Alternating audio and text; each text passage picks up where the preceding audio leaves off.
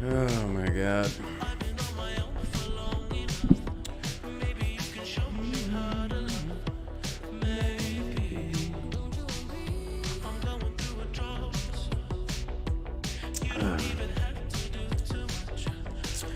What's going on, guys? How goes it, everybody out there? And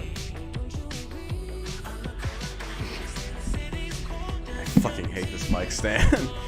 What's going on, guys? How goes it? Twitch, Facebook, YouTube. How goes it out there tonight? We are about maybe 7 minutes away from the State of the Union from President Joe Biden. That is coming up here soon. It's going to be an interesting topic. I was reading some points that he's going to be talking about trying to increase green energy spending to combat the inflation that is going on in the energy sector right now. Just a lot of things happening. So appreciate y'all being here tonight. Thank you for being over here on Twitch.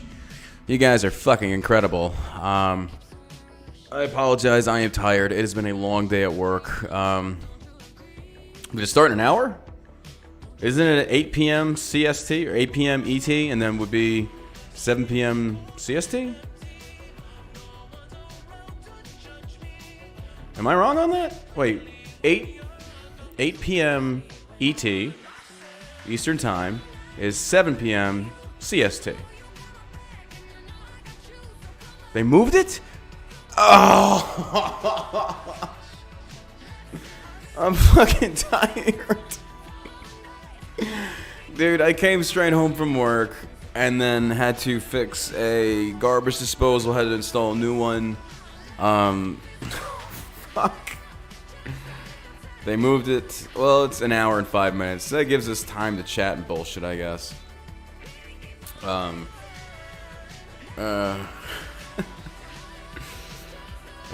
man. I'm sorry, guys. I apologize. Staging time, then yeah, you're right. You're right. I apologize. It's gonna be a circus. He's gonna look. Yeah, we'll see. Oh my God. Good evening, everybody. We're gonna listen to what the president has to say. We'll listen to what he has to say. We're standing by right now for it. Take a nap? No, dude. If I take a nap, I'm not gonna sleep tonight. I won't sleep if I take a nap tonight. Whoa, man. Yeah. I won't sleep if I take a nap. Have you guys joined the Telegram chat room? Here's the link if you've not, for anything that you want to post on social media that could get you banned potentially. You can post it in our Discord, or excuse me, our Telegram chat. And don't forget, we have Drunken Debates coming back this Saturday at 6 p.m. or 7 p.m. CST. And that should be a fun time. Like, looking forward to that. So, oh my God, I'm like just, what is this? What is this? What is this? What is this? Hold on, I'm trying to get some. Here, let's do this.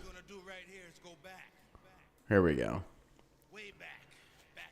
Are you sure they moved it? Are you sure?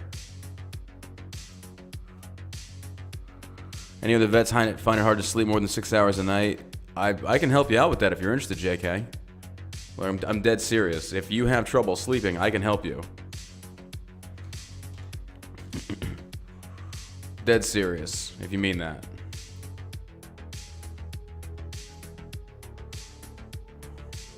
Hulu says 9 p.m. EST, so that's 8 p.m. CST. Okay, fuck. Just check. Okay. Vane, just been busy, dude. Busy. So, White House says 9 EST. Okay, so it's gonna be 8 p.m. CST. Son of a bitch.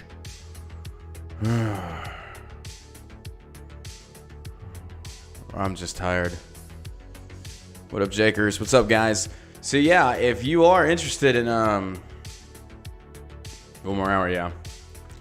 If you're interested in like getting help with sleep because you can't sleep, I can help you out. Like, not even playing. Not even playing. I know a guy. Here's the link. Is there a discount? Yeah, use Burk. B-U-R-K, get you 10% off. There's your link. Hey, man, come on. What's the... Yeah, I appreciate you, broski. Delta 8, legit what needed. Oh, nice. Nice, dude. Happy to hear that. I should probably take a Delta 8 as well. Dude, if I feel like if I take a Delta 8, I'm going to pass out. Do you have anything a Leo can take? You can take the Rack Out gummies. There is no THC in them. You will not pop hot. We already have a lot of cops taking our stuff. So, yeah. No, you will not. You won't fail a drug test. State of corn pop. Hey, man, come on. We're going to eat cupcakes and stuff. You know, the thing, man. Come on. Gonna do a shot for every stupid thing or lie he says. You're gonna get alcohol poisoning.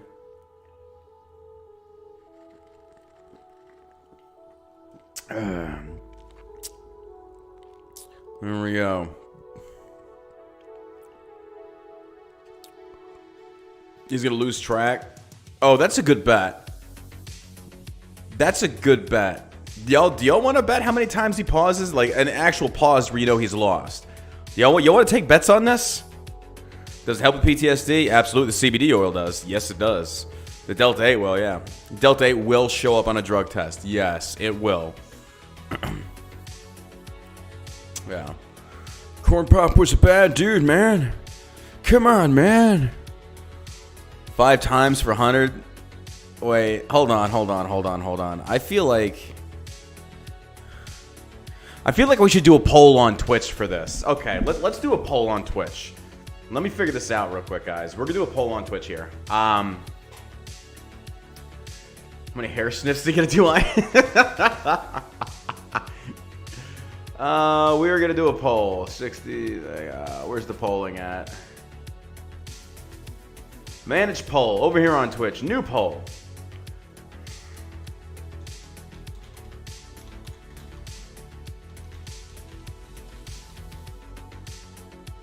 Okay, so the question is, how many times will Biden pause and get lost? Okay, so we need to actually get minimum response is 2. Max, I think, is 1, 2, 3, 4, 5. We could get 5 total. So we need to figure out a round number. All right, we're gonna start with 5.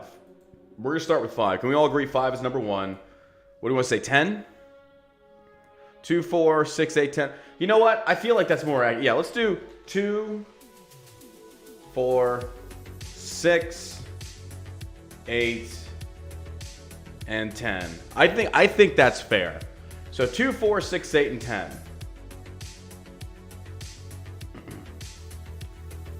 And you can vote extra with 100 bits. Duration 10 minutes. All right, we're going to put the poll over on Twitch, and it will show you what you vote for. All right, the poll... Wait, channel points per vote. Wait a minute, hold on. Wait a minute. Oh, never mind, that's just the intro shit.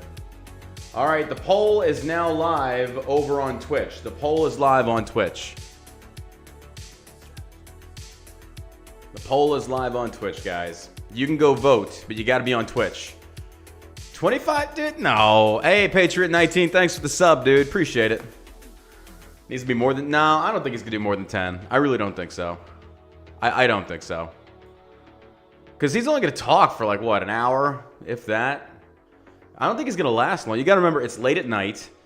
He's tired. He's old. I don't know. Want to bet $25 charity if Biden whispers in the mic? No, not really. Butch Cole, thank you for the 5 gifted subs to the channel, man. Appreciate that. Hypernetic with a subscribed on Prime. Appreciate you supporting the channel. Thank you very much. There we go. So you can go vote. Like if you're not on Twitch right now, go vote. And you can vote on the poll. 2, 4, 6, 8, 10. How many times does he pause? At least 10 times. Okay, what am I gonna vote?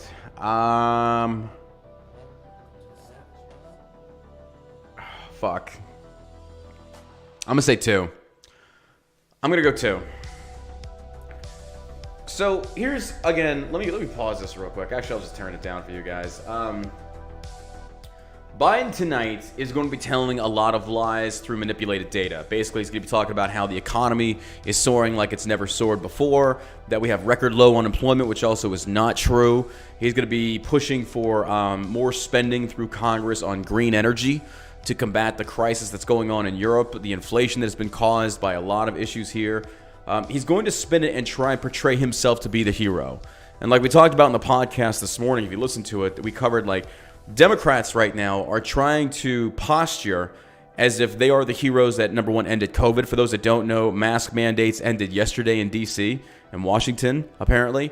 So there will be no masks there tonight. Maybe some people still will. But that was kind of like, wow, that was just, wow, science suddenly changed overnight. That's crazy. That's going to be happening. And so Biden is going to continuously posture himself as if he is the hero that has ended all these things. And don't forget, Biden himself has said that the federal government cannot end COVID. That comes at the state level. He's admitted that. We had massive numbers of the Omicron outbreak, things like that. You know, Biden said he had a plan. He didn't. But again, we knew he couldn't. There was no way. You can't combat a fucking virus like that. You can't. So apparently, when Lord Fauci from the CDC had said that we will see normal life, or we could resume normal, it wouldn't be until late 2022. Well, suddenly, Omicron is just gone. So that's weird. So again, don't be surprised if you see that tonight. It's going to be ridiculous. So I know we're all going to be sitting here with like the mass, like we'll be able to hear the eye rolls go across the world. It's just one of these things of, yeah. But why even bother covering this shit? Because I'm interested in it. If you don't like it, like, don't watch it. Like, I'm interested in hearing what he has to say. How else am I going to be an informed podcaster if I don't watch what the president is saying? That makes no sense. Makes no sense to me. I'm pretty sure Biden's probably going to bring up the fact that he just nominated the first black female SCOTUS judge. And he's going to get a massive round of applause for that because he's going to be so woke. This is also the same guy. Yeah, approval ratings at 38% right now. Dude, it's going to be very interesting to see how this goes because, quite honestly, I really, you know, and I'm trying to look this from an unbiased perspective. You know, I think really realistically, the only good thing that Biden has done right now is how he's handling Ukraine. If he can walk out of here, if he can walk out of this whole ordeal without getting U.S. troops involved, I think it would be a success as far as his approach to it. He's bolstered and strengthened our NATO allies, which again we're honoring those treaties. If he can walk out of there without committing any troops, then it'll be a success. They're live on NBC. We're live on this right now. I don't think it started yet. No, it hasn't started.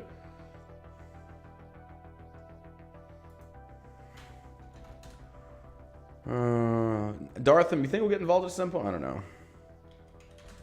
I don't know. March 1st. Hey, man, come on. Yeah, everybody's live right now. Everybody's live right now, so we're standing by. We have 55 minutes to go. So, poll said 70% of Repubs not going to watch. I say free comedy. I mean, I still want to watch. I don't really care for his presidency, but I still want to hear... yeah, war is good for a bad economy. Oh, 100% it is. 100% it is. I was talking to my financial investor today, and we looked at what the market had done over the past, since the 80s. And under Bush, we were in a massive recession. Well, 2003, we had like a 27% spike, like growth. Like it was the market for the year just did phenomenally well because of the invasion. You know, war makes money, man. War makes money. So, yeah, it's just one of those things of, we'll just see how it goes, man. John Ward, you're 100% right. It means we're hooked on the bill. I agree. That's why I'm kind of like, do we really want to be involved in NATO? Because we're the spearhead of NATO. We're going to get hit the hardest. We're going to get hit the hardest when anything like this comes up. So, I don't know, man. I don't know.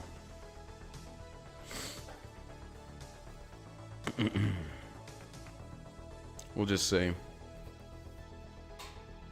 The machine in action, yeah. Red Dawn, that's possibly. That's possible.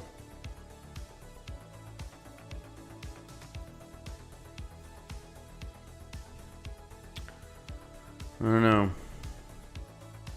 He's going to talk shit about white nationalism? I don't know. Oh, thank you, Salty Dog. Yeah, we are on Rumble. I do have a channel on Rumble, yeah. Tonight's State of the Union brought to you by Pfizer and Kraft Party. Dude, I don't doubt it. I don't doubt it. We've got no, I don't think Russia's not gonna use nukes. No, I don't think so. We've got a poll going on Twitch, guys. If he talks about January 6th, Kurt, thanks for the gifted subs. Holy shit, thanks for gifting all the subs to the chat. Appreciate it. Yeah, thank you very much. Thank you for supporting the stream, man. Definitely appreciate that. But if he talks about January 6th, it's going to be, again, to posture how his administration is combating white nationalism, racism. It's going to be very interesting to see where he goes with this. Thank you for the best tactical uniform. Thank you very much. So we'll see. We'll see what he talks about. You know, again, dude, I kind of feel bad for the guy. It's like, you have fucked up so bad the last 2 years. No, year and some change. January. Fuck. Yeah. Damn. Golly, time is flying, man. But yeah, dude, I think it's gonna be really interesting to see what he's gonna try, because basically Biden has to come out here and make everybody feel good, like the country's doing good. That's his job. That's the State of the Union, is to tell people, like, we're on the right track, man. We're doing good. You know, we've got like almost 8% inflation. You know, we got the Ukraine popping off because, you know, hey, Trump's a bad guy, man. Corn Pop was sniffing all hair, and Ukraine got bombed by Pakistan, and, you know, it's just whatever, man. So if Biden goes to mention any Trump policies that he has reversed, he's also re-reversed those Trump policies. The Stay in Mexico policy he reversed. There were a lot of border issues that he reversed. A lot of fuck-ups that actually Trump put into place that are actually working. So Biden is going to out Trump in prison. Yeah, okay. Dude, you're not going to touch Trump. You're not going to touch Trump, but you're going to try, but it's not going to happen. So, yeah. I think gas where we're at over here is almost like a $3.65, $3.70 a gallon. I don't know. One lumpy tater. Thank you, dude. What's gas prices at where y'all out for unleaded, regular unleaded? Think he'll touch anything about Afghanistan? No, he probably shouldn't. I wouldn't. If I was at $3.85 in New York, damn. $4. No, we're talking about regular unleaded. 3. Shut the fuck up. Wait.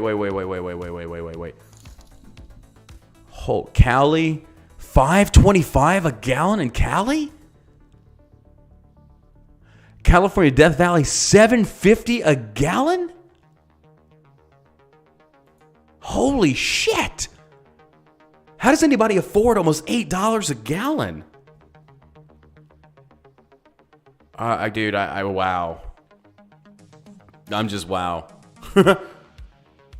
Dude. No, I don't think, oh my God, these prices are like, that's common across the board for a lot of states. But I don't think he's going to mention anything about Afghanistan, because if he does, instantly people are going to think, when people think Afghanistan, you think Biden's botched withdrawal, the over $80 million in military assets and equipment that he left over there. It would be smart of him, if I was advised his handler, I'd be like, do not bring up Afghanistan. Just say that, you know, we are out of wars, but don't mention Afghanistan by name, because people right now are associating it so very heavily with your failed pullout.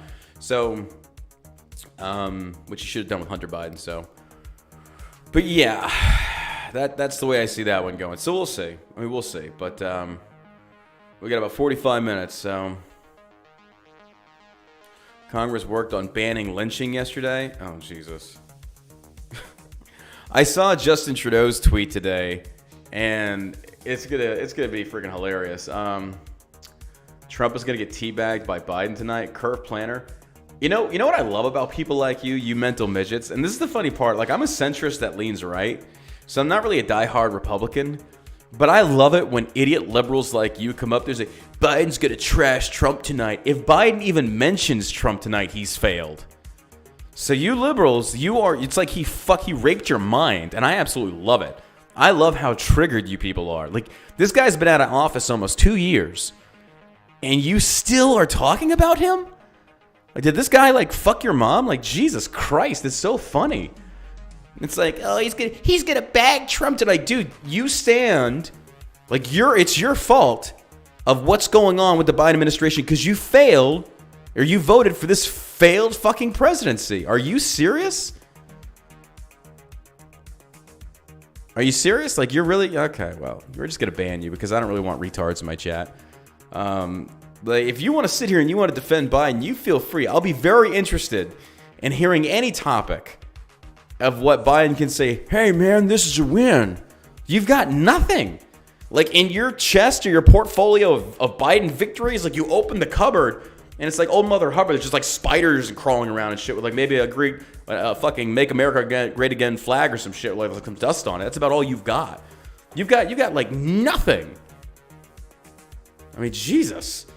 Like, I'm sitting here trying to rack my brain and think about what is a good thing that you could bring up that you could really use to kind of put it in Trump's face saying, look what I did that you didn't. And he hasn't. I mean, gas is at like 180 something when Trump left office. Right now we're at like 380 here where I'm at. I mean, fuck me. So, I mean, so I'm honestly, again, I'm going to be very interested in seeing where we're at with Biden as far as what he's going to really try and like say, hey, I did good, man. I did good. So we'll see. Issues President Biden will address: democracy in the world stage. What else? Curbing inflation, raising wages, and creating jobs. Raising wages is only going to create more inflation.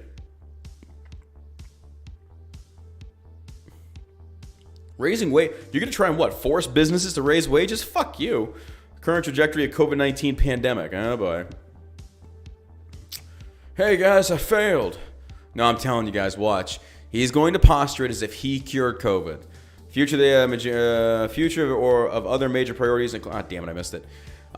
He's going to posture it as if what he did to combat COVID is worked, and that's why the science is saying, oh, it's suddenly changing. You know, the things are going down, and blah, blah, blah, blah, blah, blah, blah, blah. We'll see. Yeah, exactly.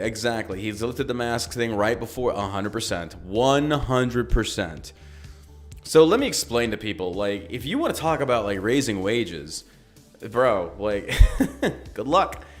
This guy does not understand how economics work. Like, it's appalling to me. His administration is a joke of an administration. You want to force raising wages to what? To make fucking livable shit in America? Maybe don't tax people so much, huh? I don't know. Do you think Biden's going to run again in 2024? I don't think he will. I don't think he will. I don't think he's got a snowball's chance in hell if he does. The only thing that Biden could do to be remotely... Thank you, Lockdown Fight. I appreciate the 100 bits, dude. The only thing that he could do that would position him remotely capable of being reelected is these next 2 years, you better fucking kick ass. Like, yeah, yeah, J.N. Scott. That's a sad thing, man. That a lot of people don't like. Hey, we're gonna raise this stuff. Then, like, here's the deal. So, say for example, Biden says you now have to raise the minimum wage, which I think it's like $7.50, but nobody pays the minimum wage here in Texas. That is not you can't pay somebody. Nobody's gonna work for $7.50. I mean, maybe somebody will. I mean, realistically, to be somewhat competitive, minimum wage to me is around like $11 an hour. That's like minimum wage to me. If Biden comes out there and says we're gonna raise the minimum wage to whatever the case may be, and employers have to raise those minimum wages of their employees, they're going to raise the cost of the product to make up for those freaking profit losses. They have to. So essentially, he's just going to pass. And this is what they don't understand. When you do something like that, it's the consumer that foots the bill. It's not the business. The company isn't going to eat that cost. The consumer is. So it's just like, yeah, dude, go ahead and try that. You've already caused so much inflation right now, and you're to do this? Like you're gonna do it. It's like, you know what? Do it, bro. Just do it. Like, guys, if you listen to the podcast, I called this before the election. I said, I think America needs 4 years of Biden. I think America truly needs, in a way, honestly, if you really think about it long term, having the trifecta of Senate, House, and executive branch being Democrat ran, that's actually a blessing. Yeah, we're going to go through 4 years of shit, but give the Democrats what they want, which is full control, and watch how bad they fuck it up. And this is what they've done. So I think that's where we're going to get a lot of fringe, moderate Democrats start pushing red. My God, they're fleeing California. And everybody seems to keep thinking that these California liberals that are leaving are going to continue voting red or blue. I don't think so. I genuinely don't think so. It would make no sense to me. Why are you going to move to a different location and then vote in the same way? I don't think so. So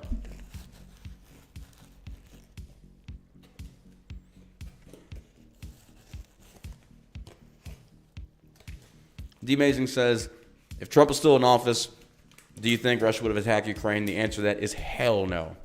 Absolutely not. But here's the thing about that. I don't know if Russia's in the wrong here. I mean, they're in the wrong, but think about it. If in 2014, America supported a coup that overthrew a Russian-favoring government of Ukraine, and they installed through violent means a anti-Russian one, which Obama supported and we helped with. There's literally photos circulating of our fucking representatives over there helping them. And then we're working a deal to put potential missiles, American missiles, in Ukraine next to Russia. Again, that's what the whole Cuban Missile Crisis was about. That's what the whole Cold War was about. So it's kind of wait. And I think this is what a lot of people don't want to admit. America's at fault. America's at fault. America made some poor fucking decisions, some poor fucking choices by our leadership, and this is what happened. I don't think it was just Obama either. I think Bush had a lot to do with it too. So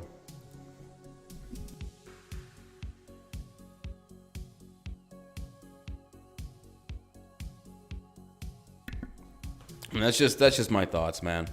That's just my thoughts. And I'm still reading into it. But I look at this and it's like, America's kind of at the root of this. So when people are like, yeah, we're rooting for the Ukrainians, it's like, I kind of get where Russia's coming from. The whole thing sucks, but I don't have a dog in this fight. Like, I kind of understand how Russia's saying, no, you're not going to take Ukraine and turn them against us because they're our buffer, and you're certainly not going to put American fucking missiles there. I get it. I fucking get it. I know Bush left off. That's true, yeah. I know, but what deals did Bush do with Ukraine? No.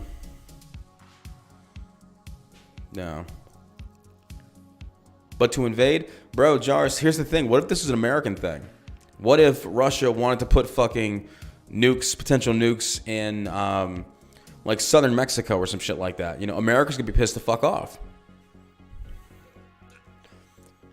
I mean, think back. Think back to, again, the Cuban Missile Crisis, the Cold War. It's literally the same thing. Just not Cuba, excuse me. But yeah, or Cuba. Yeah, thank you, Gunner Down. That's a better, yeah. What if we put missiles in Cuba? It's like, Russia's like, I don't think this is a good idea. You'll not do this. So, do you agree with Putin that we are neo-Nazis too? No, he's talking about a specific party in Ukraine that is actually comprised of Nazis. But he's basically using a generality and saying you're all Nazis. And it's like, okay, that's not fair. That's not right. And he knows that's not true.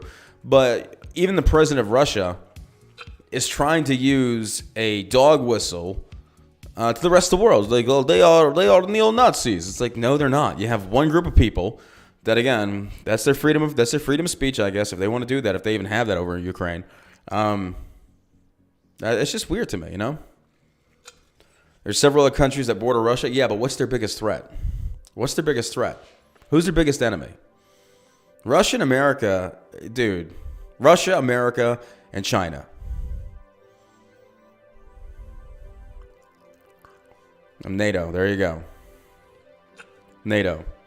Putin is scared of NATO. Like, I get it. So, I don't know, man.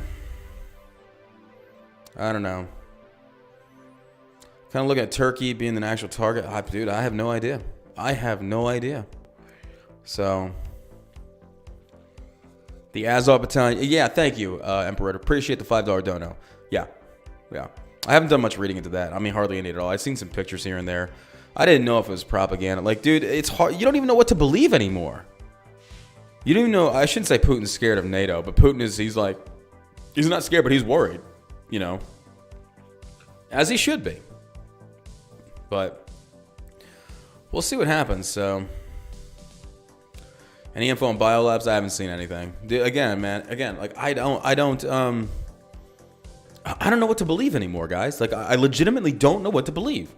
Everything is so just covered in lies and lies and lies, and it's very difficult to know what's a truthful article, what's a false article. Even the pictures we're seeing circulating are not accurate. Even videos are being altered. We're seeing fake videos. Dude, it's really, really fucking difficult to determine what's real and what's a lie. So, I don't know. And then, again, I think the Freedom Convoy should be hitting D.C. pretty soon, I think. Didn't they just hit Oklahoma like a day or two ago?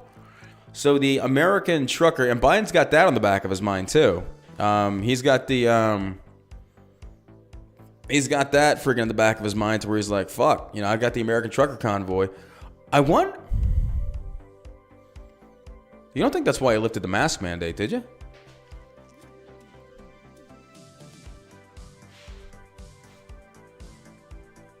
Huh. Do you think? No, I don't think so.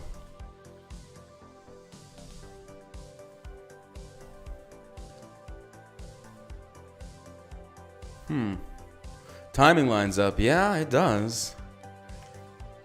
I don't know. Doc Psycho says, what's your thoughts on Trump's interview where he called Putin smart because due to Biden and EU all buying oil from Russia is pretty much paying for the invasion?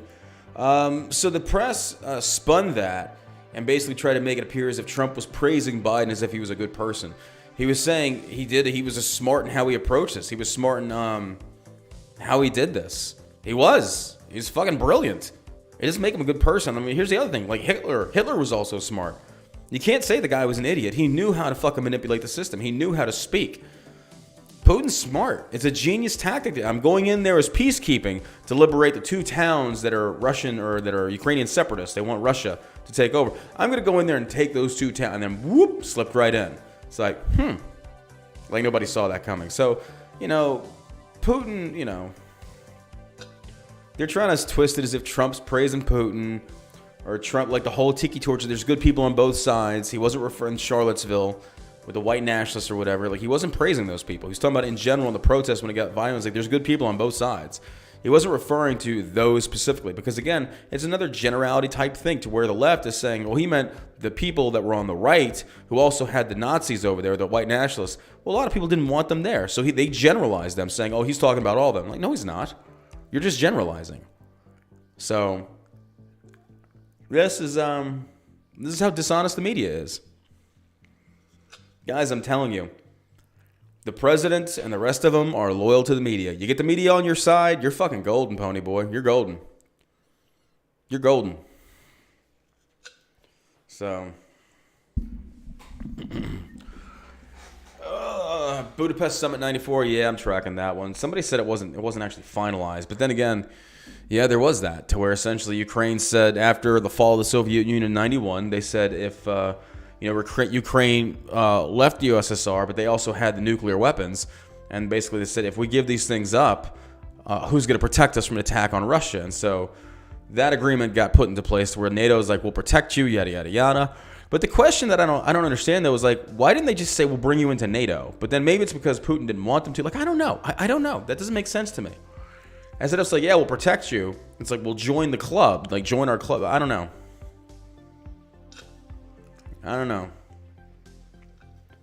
We'll see. So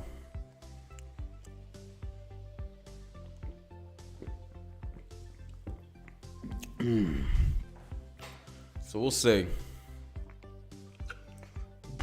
This is a long-term geopolitical affair. Both the U.S. and Russia are at fault. Russia does not want Ukraine in NATO. But yeah, I agree.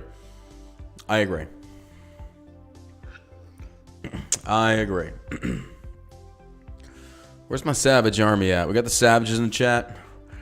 False flags coming out of this? Like what kind? What are you talking about? What are you referring to?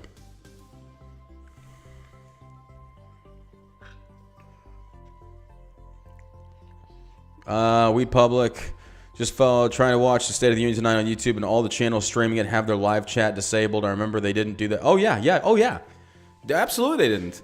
All the dislike guys, come on. They're protecting Biden. Big tech is protecting Biden. Why do you think they did that? The dislike button is gone. They disabled the chat. I mean, come on. They're protecting their boy. They are protecting their boy. So 30 minutes, we got the State of the Union. 30 minutes, we got the State of the Union, ladies and gentlemen. No comments. Stop.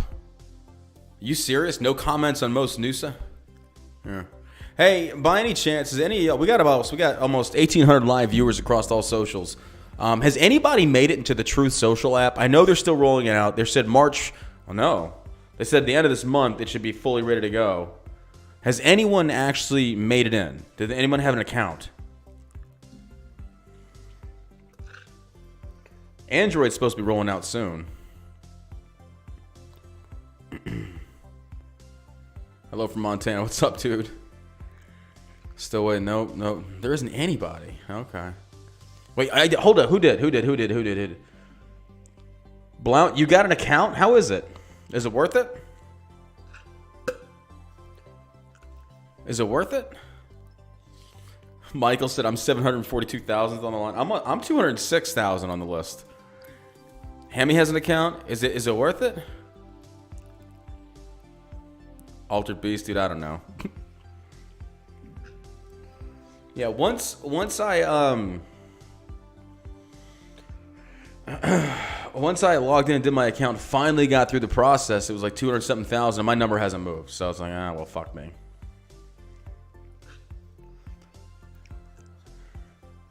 Dan Baker, I don't know. I honestly don't know. I don't know why it's taking so long, so.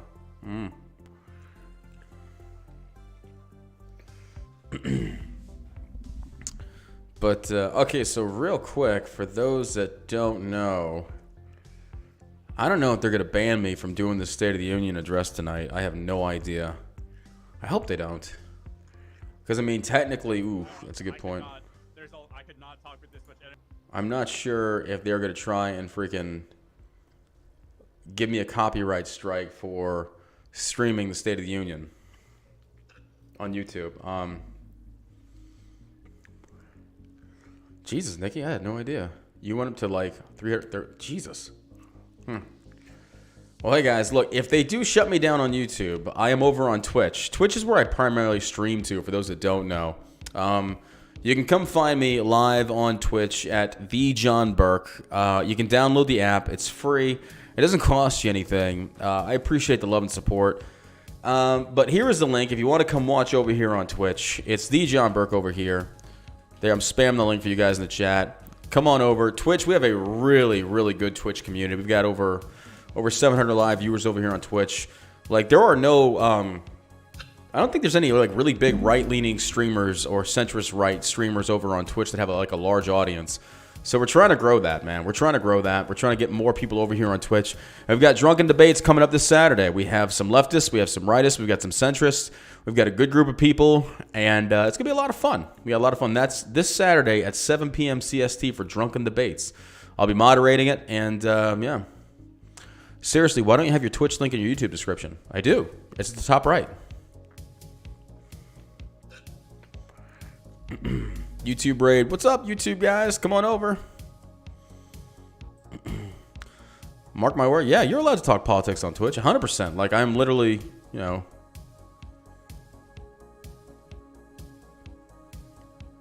No, Scrappy, yeah. I'm still waiting for the others to finalize it, yeah.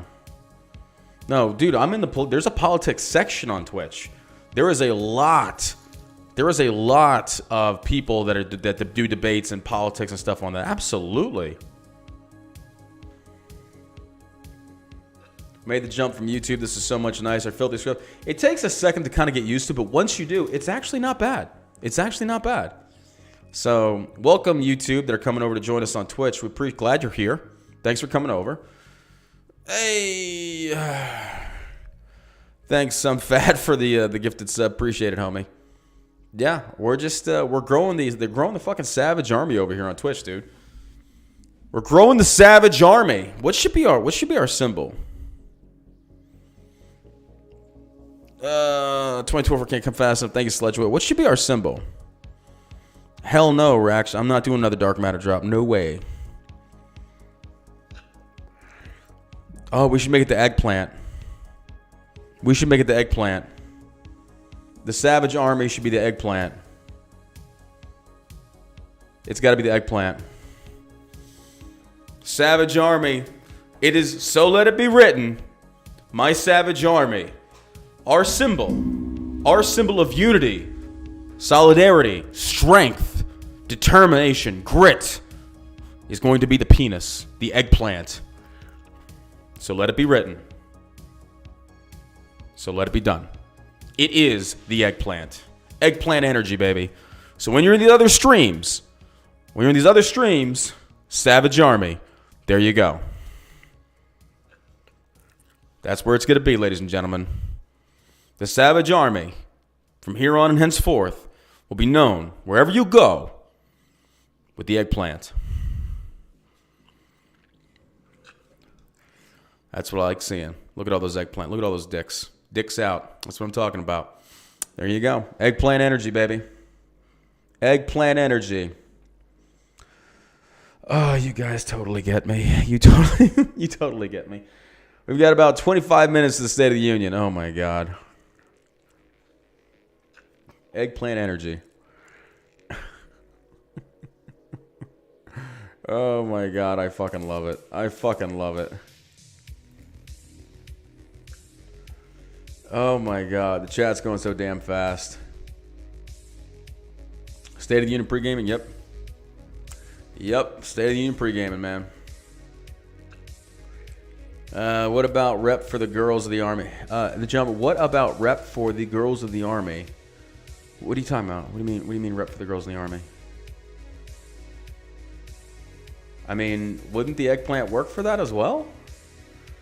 Isn't the eggplant something we can all get behind or in front of?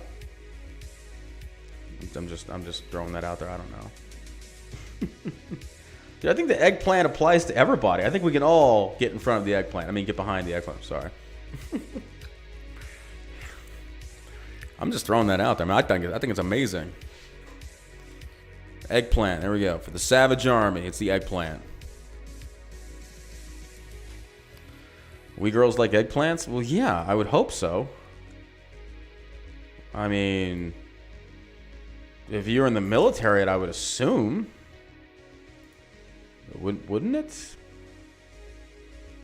I'm just guessing here. I'm just guessing. That's just me.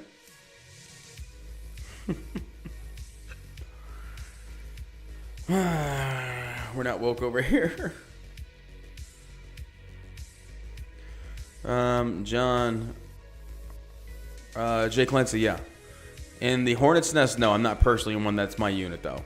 And the Hornets are in Taking Fire, yeah. You see me for a brief second, yeah. I'm in that one.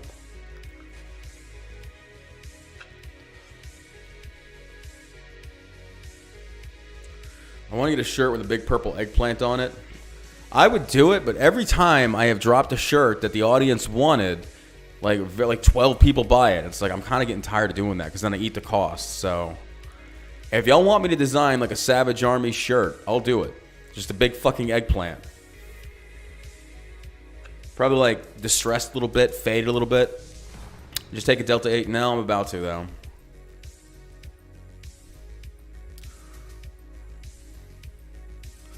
We should do that.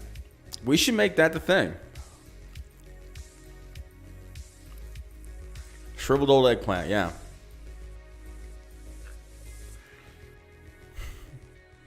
John, does Shell Shock produce THC products as well? Yes, we do. Actually, I'll go grab them because I'm about to take a Delta 8 because I'm going to need it. Worn out used eggplant, we can do that.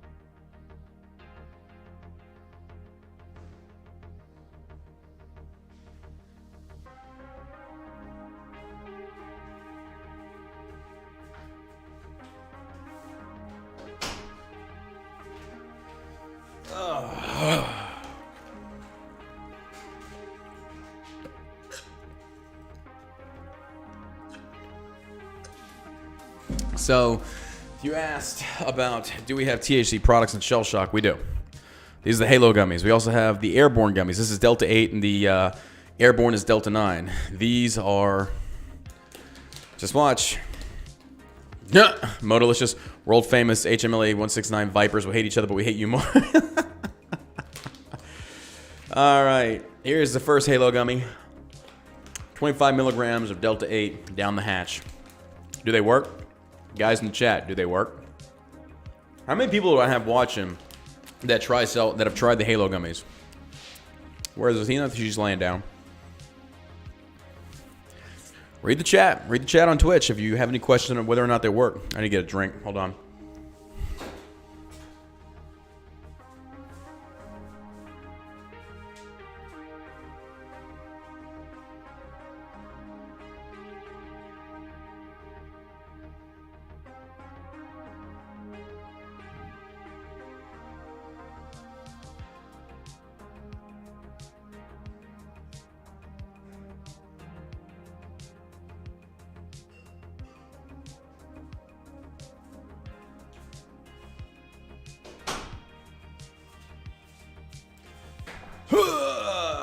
So yeah, look at all the people in the chat. Like, you think I pay all these people to say this for me? Like, no, it works.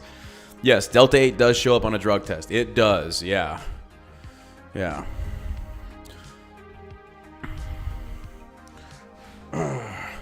Word rumor has tonight is tonight's State of the Union is going to be done through animatronics. So drink of choice tonight, ladies and gentlemen. We're going to go with the Guinness. And one of my brand new Irish Guinness glasses. Love this. Top of the morning to you, lads. Let's get fucked up off the Delta 8. It's a crossfader tonight. God knows we're going to be needing it over here. So, we'll see. We'll see. You have eggplant colored lights? Yeah, I do, around the top.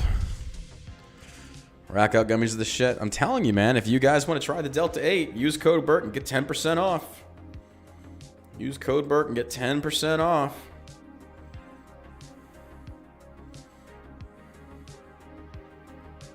Oh, look at that rise to the top there, boys. Look at that rise to the top there. Guinness, oh, I love Guinness. Guinness is my favorite, bro. It's my absolute favorite there. It's the greatest fucking drink. Won't me fail piss test? Rack, that would be the rack out gummies, bro. Here, I'll show it to you. It won't make you fail a drug test. So the standard CBD oil will help you with anxiety. You will not fail a drug test as long as you take the isolate. And we have multiple flavors you can choose from. So CBD oil is right here. You can choose what kind, as long as it says THC free right there, under each one that's THC free. The ones that have THC are clearly marked contains THC. Let me blow this up so you guys can see. So as you can see, the one's full spectrum has THC, but it's also marked. It says contains THC. The isolate up at the top, it says isolates. It says THC free. We have cherry vanilla, citrus, peppermint, creme de menthe, Irish cream, and then Murica Freedom Edition, which is Bomb Pop flavored. And it mirrors it on the bottom for the full spectrum. So this is CBD oil. The isolate you will not fail a drug test on, but the full spectrum you will. Here's the link to there. If you are interested, you can check that out. And then if you're wanting something for sleep, we go to the CBD gummies. These are the rack outs. These are also THC free. This is CBD and melatonin. Guys, I'm not lying to you. These rack outs will knock you the fuck out. Start with one. Here's the link to that if you're interested. You can check it out. We also have sample packs. If you're not sure about that, buy a sample pack and see if it works for you. It's your call. You got nothing to lose. I think a sample pack is like $5. It's not a lot of money. So I took 4 one night and almost threw up. Why did you take 4? Dude, Long Dong Silver says, State of the Union brought to you by the Muppets. Who else would be sponsored? Oh, my God. Oh, my God. If we cannot send Delta 8 to your state, because I think 17 states have banned it, check the Delta 9 that we have. The Delta 9 is probably legal in your state. Delta 9, it works just as well. So a lot of people say Delta 9 is stronger. Delta 9 for me is weaker. I don't know why, but Josh, my partner, he thinks the Delta 9 is stronger. So if that's the airborne gummies. That's on the Shell Shock CBD page as well. So if you go to here, you go to shop and you go to Delta 9, here's the Delta 9 gummies. These are the airborne gummies. These also contain THC. Not a big difference, Kimple. It's just a different isomer. Same effects. It's how our nerd friends are getting us around a lot of these congressional loopholes of what people are saying. Well, we're banning Delta 8. It's like, oh, we just released Delta 9. That's not your fucking Congress didn't vote on that, so it's illegal until you do. So essentially, they just changed the formulation a little bit, release that. Congress has to like, oh fuck, we got to convene in a year, then we got to ban it again, then we just formulate something different. So it's like, fuck them. Anything for anxiety for dogs? Yes, we do, guys. I'm telling you, we've got everything you need here. Go to CBD, and you go CBD for pets. Right here. Boom. There's my beautiful Athena right there. Here's my baby girl. We have CBD oil, and we have CBD pet treats. We have chicken flavor. We have beef flavor pet chews. They're $20 a bag for a bag of, I think, 20 or 30. 30, yeah. It's one treat per 50 pounds. And then you have, you got drops. You can put it in their water. We have salmon and peanut butter. And they work phenomenally well. Athena takes it. So you can check that out. That's on there as well. So there you have it. We've got, and then we got CBD topicals for inflammation, eczema, shit like that. We have bath salt. It is a eucalyptus spearmint scented. It smells incredible. We've got the roll-on applicator and the actual salve. These are amazing for inflation. If you have inflammation. I'm in political mode right now. If you have inflammation, give it a try. So 15 minutes into potato. Oh my God. So check it out, guys. You still got time. And don't forget, code Burke will save you 10% off of every single order. So essentially that covers your shipping. So there you go. All right, let me make some posts on social media to let people know that we are live right now, covering the State of the Union. Oh, come on, man.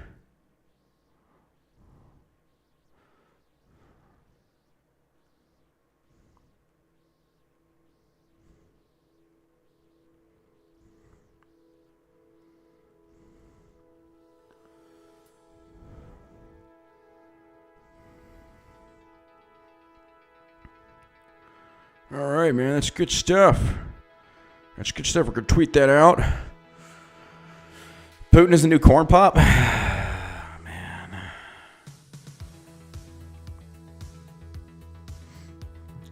Post it on Facebook.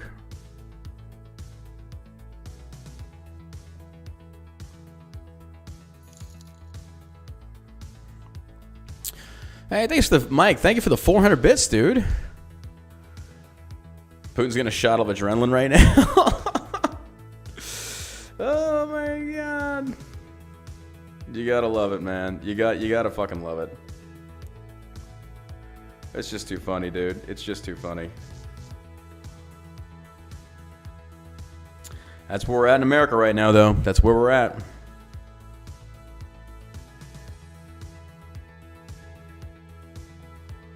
Why does it say I'm live on my private profile? Am I? No, I'm not. Why the hell does it say I'm live? That's weird. Exactly, Captain Morgan. Exactly. Volunteer in Ukraine. Feel free. Go ahead. I mean, are you there now? Am I live on my private Facebook page? No, I'm on my public figure page. I'm live, but am I right? I don't think I'm live on my private page. I'm still accepting friend requests on my private page. Dude, Lady Killer, thank you so much for the bits. Copy link. All right, I'm still accepting friend requests. I'm almost out of. You can only do 5,000. I am almost out of room, so. I'm still approving them. Here's the link to my private Facebook account.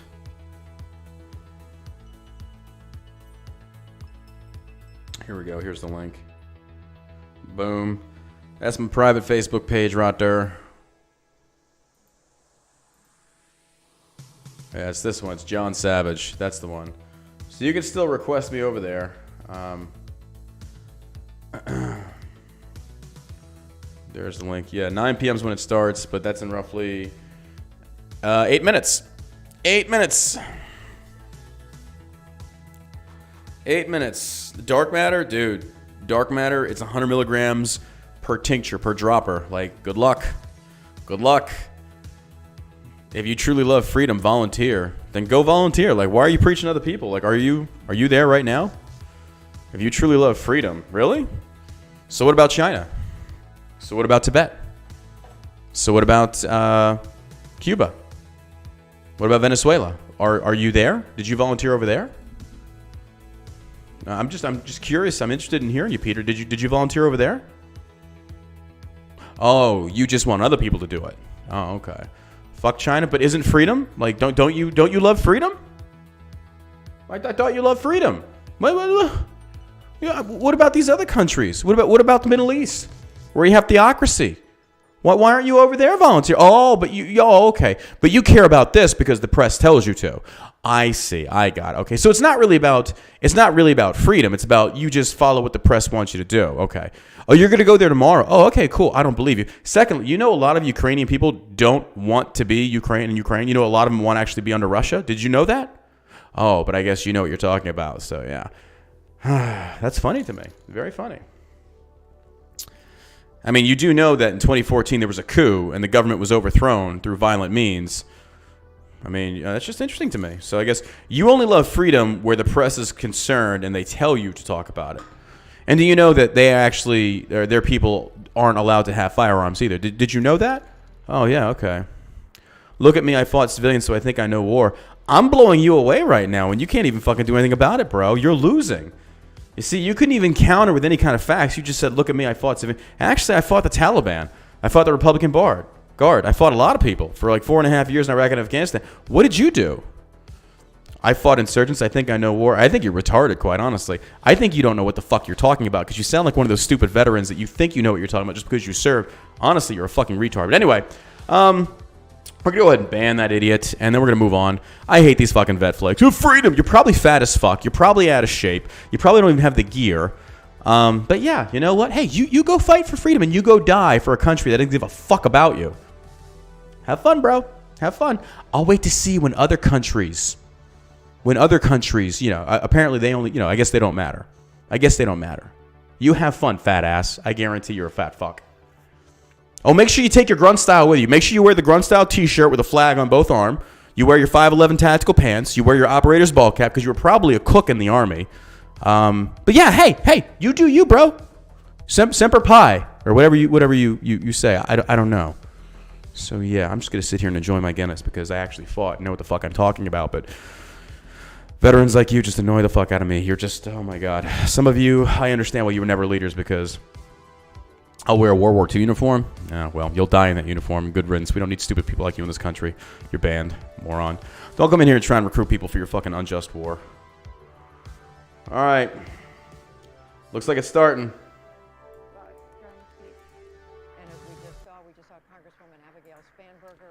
Let's get into it. Don't forget, Biden administration under Barack Obama has a lot to do with why Ukraine is currently at war. Remember that. Thank you, Nate Brown. We don't have news cameras inside of the House chamber, so we're talking to you by telephone. But we know, Lisa, in past days of the union addresses, not all members show up. What's your sense of what the attendance is going to be like? This is a large attendance. This chamber looks full to me, however, it is spaced out. Oh, yeah, I'll turn it up for you guys. Sorry. For the most part. Here we go. Is that better? There were many questions about how many Republicans would be here. I see many Republicans. I believe a majority of the Republican conference is here, though I don't think there's much more than that. So look at all these people without a mask. They just lift a mask mandate. No, the science has changed. Representative Lauren Boebert of Colorado, I noticed, has a black scarf, but if you look at it carefully, the science has changed. It says on it, drill, baby, drill. So as much as this speech will be about Ukraine, and there is unity in this body. There's unity in this body? Oh, Ukraine, sure. There is about Ukraine, we will hear tonight, and we are seeing signs of the very real and sharp political divide still in this country. There we go. Can't get rid of it anytime soon. Lisa Desjardins, we're going to be coming back to you throughout. This is such a fucking joke. Thank you, Lisa. And as we await the president's arrival, we're going to get additional analysis over the next few minutes from Washington Post columnist Jonathan Capehart and Peter Wehner. He is a contributor to The Atlantic and to the New York Times. Hello to both of you as we wait for the president to arrive in the House chamber. Jonathan, to you first, how does the fact that the war is raging in Ukraine halfway around the world, what effect does that have on the president's job tonight?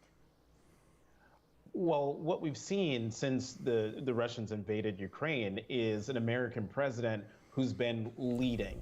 Oh, and God. So while the United States is not at war and President Biden is not a wartime president, the fact that the United States has been able to rally NATO, rally the EU, rally the Western Alliance against the Russian. He rallied them? Ukraine, Sure. What? it allows the Okay. president Okay. to use, not in a pejorative sense. All but right, to look, use I the don't want. moment- I'm sorry, I don't want to listen to this idiot. I can't listen to this guy. He's already spinning the lies. Like he rallied NATO. Okay, sure he is. Yeah, go ahead.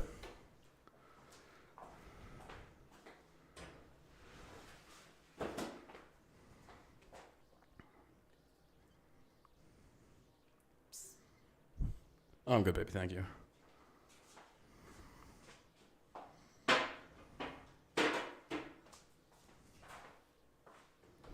Here we go. This is going to be good.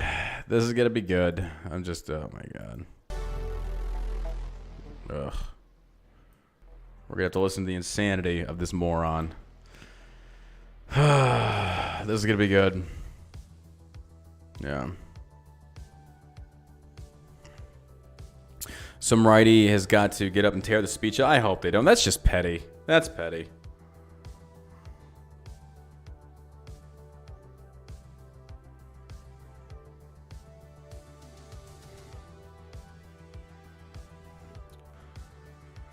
Oh, man.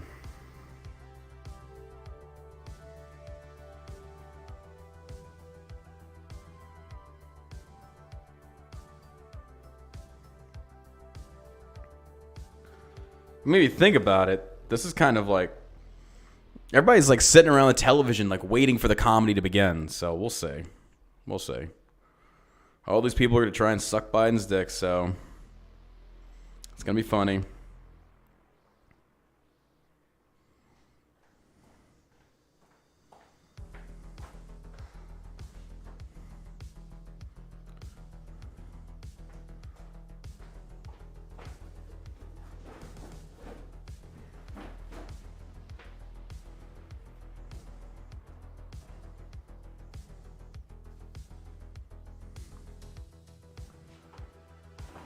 Here we go.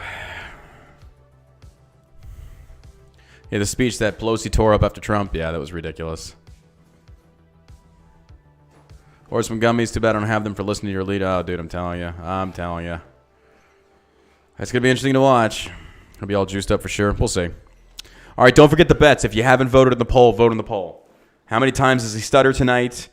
Oh, man, you guys in Discord are already responding with the eggplant emojis. I love it. Republican side looking empty. Oh, there's not going to be a lot of people that want to come actually watch this, so...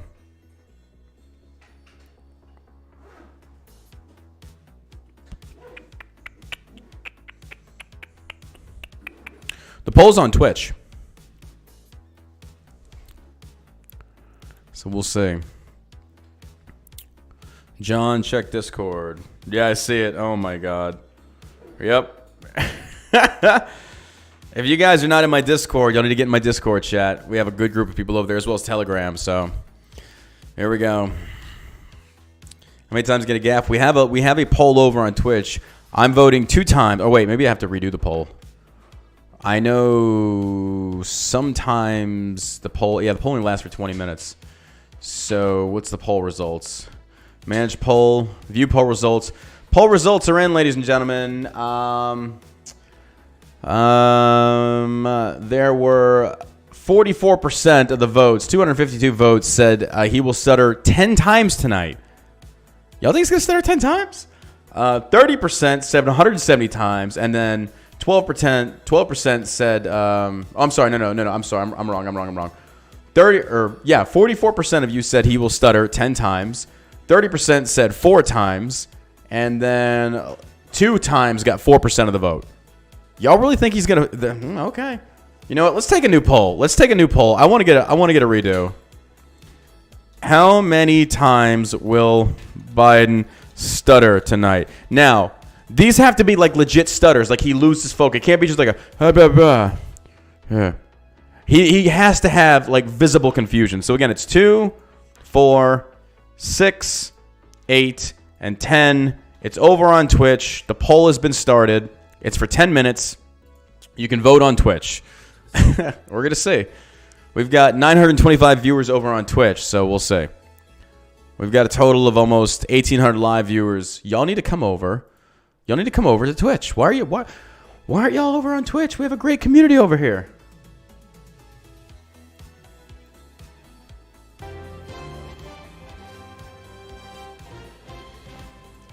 We're waiting for the president to come out and address the nation. So, we'll see. We will see. The poll, I think you have to tap the screen on your phone or whatever, then the poll will pop up and you can click on it, I think. So we'll see. Come over from YouTube. Welcome, Siriana. Thanks for coming over. Twitch is where it's at. Like I love our Twitch. We have the Savage Army over on Twitch. I mean, I think he'll do good if he's talking about sniffing kids and hair and shit. So, Lucifer, thanks for the 100 bits, dude. Appreciate that, homie. Oh, there's Lloyd Austin, Mr. freaking ex-Raytheon exec. They announced the arrival of President Biden. I want to get a shot of like how many Republicans are in there. Live pictures coming to us from the Capitol. That's Speaker Nancy Pelosi in Ukrainian blue on the right, and on the left, Ukrainian Vice blue. President Kamala Harris. The traditional positions since early last year when the president gave a joint address to Congress. It wasn't we need the a Twitch State link of the again. Union, Hold on, guys. I'll get it for you. An address where House and Senate members came together to right hear here. the new There's the link to Twitch, guys. This is the second Ted Cruz is there. time, Lindsey Graham is there. we've Lindsey seen Graham's such a joint, shithead. The joint chambers, the two chambers come together. Here we in go. joint Session. We're seeing assorted members Supreme of Court Congress, justices. members of the Supreme Court, Brett Kavanaugh, Amy Coney Barrett, the Chief Justice John Roberts. We're seeing a parade of and Justice Seeing all the Stephen woke Breyer, generals. who is retiring at the end of this term of the Supreme Court. We've been reporting on the nomination of the first black woman. They already mentioned it. Brown Jackson to take Justice Breyer's place. And Here we go. Confirmation hearings will be coming up in several weeks. But let's bring in some of our correspondents and analysts. Lisa Desjardins, you are there in the House chamber. You've got All right. Don't give a fuck really what they have to say in the background there. For the person that were in the chat asking where you can buy my CBD products at, they're right here. ShellshockCBD.com. Appreciate that, man. Yeah, what the fuck is Ukrainian blue? That's like it's like Democrat blue. Like, okay, like whatever. Don't forget to vote in the poll on Twitch. How many times he stutters hardcore tonight? So we'll see. We'll see. We will see. Everybody tested negative in the past day, but I thought you could be asymptomatic and like not show whatever. That's so ridiculous to me. It's so ridiculous to me. I also have noticed some interesting bipartisan moments. One of the president's chief advisors, Louisa Terrell, hugging we will see. Staff for Republican Senator Mitch McConnell. So some of these moments that you see actually matter in terms of relationships at a time like this. A big speech, but I think more than anything, this feels like the Arcadian 300. You should make an alt-tech. There we go. In this chamber. so many things coming together at the same time, Lisa. They're going to make this sound like so beautiful. Our nation is on fire right now. To shake off the restrictions of COVID, but as we've been reporting now for several days, this shake off the restrictions of COVID. Sticks, yeah, I'm going to raid Sticks' channel after that. I want to get Sticks on the podcast. In Ukraine, where the Russians have invaded that sovereign country and are marching on their way to take over, in their attempt to take over cities, and as they've said, their goal is to take over the government. We are still waiting for President. Real quick, guys, if you're watching right now and you want to get updates on Ukraine and stuff like that and see the videos and content that Big Tech is banning because it violates terms of services, here is the link to my Telegram. Come join it. You'll get access to information and stuff like that. People are doing updates in the Telegram chat room. We appreciate you being there. You're not banned over there.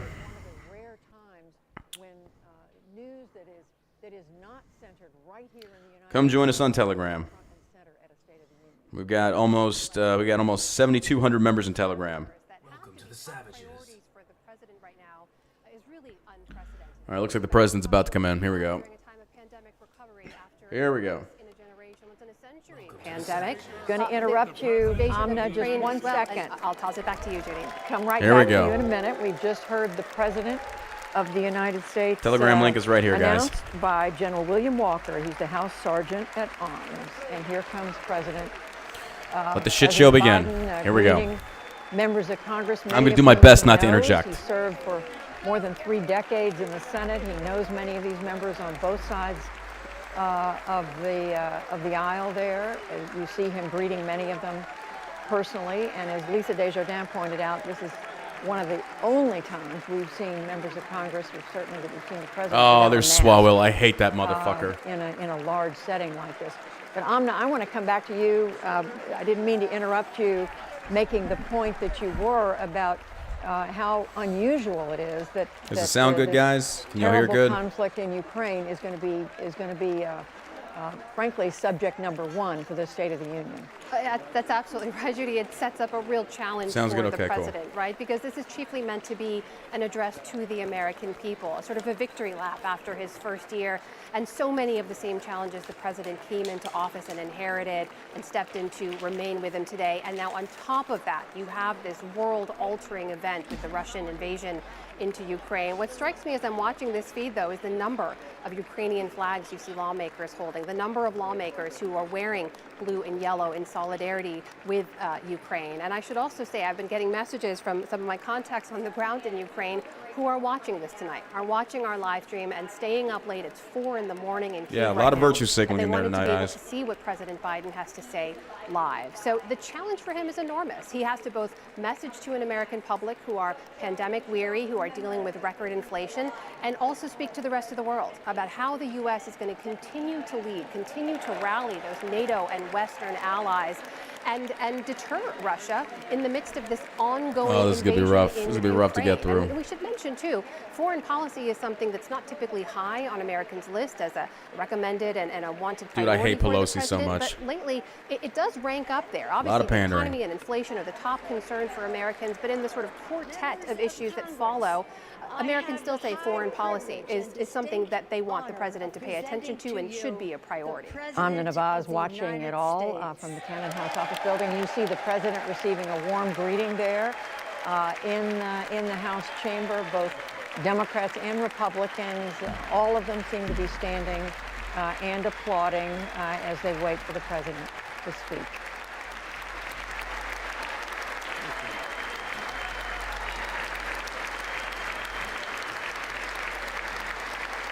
Thank you, thank you, thank you.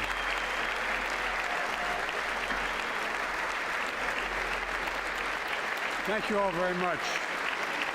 Thank you, gentlemen. Here we go. Thank you. Thank you. Thank you all very, very much. Thank you. Please. Thank you so much. All right, boys, here we go. Buckle up. Madam Buckle Vice up. President, our First Lady and Second Gentleman, members of Congress and the Cabinet, Justices of the Supreme Court, my fellow Americans. Last year, COVID-19 kept us apart. This year, we're finally together again. Tonight,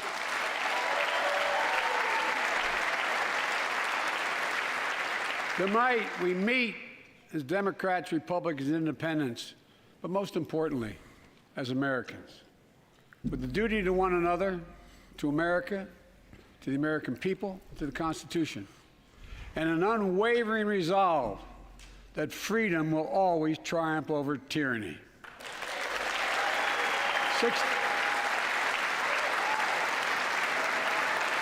Look at Lloyd Austin, that douchebag SecDef. Boy, they're getting some squats in tonight, boy. They're doing some up and downs. 6 days ago, Russia's Vladimir Putin sought to shake the very foundations of the free world, thinking he could make it bend to his menacing ways. But he badly miscalculated. He thought he could roll into Ukraine and the world would roll over. It's not over yet, bro. Instead, he met with a wall of strength he never anticipated or imagined. He met the Ukrainian people. Like Pelosi's like, do I don't know, do I? And President Zelensky, to every Ukrainian, their fearlessness, their courage, their determination literally inspires the world. Groups of citizens blocking tanks with their bodies, everyone from students to retirees to teachers, turned soldiers defending their homeland. And in this struggle, President Zelensky said in his speech to the European Parliament, light will win over darkness. The Ukrainian ambassador to the United States is here tonight, sitting with the First Lady. Let each of us, if you're able to stand and send an unmistakable signal to the world of Ukraine. Thank you. If I was her, I'd be pissed. It's like, but you're not giving us anything that actually fucking helps. Minus these sanctions, which again, I'm not for it. But still, it's like, if I was her, I'd be pretty pissed off.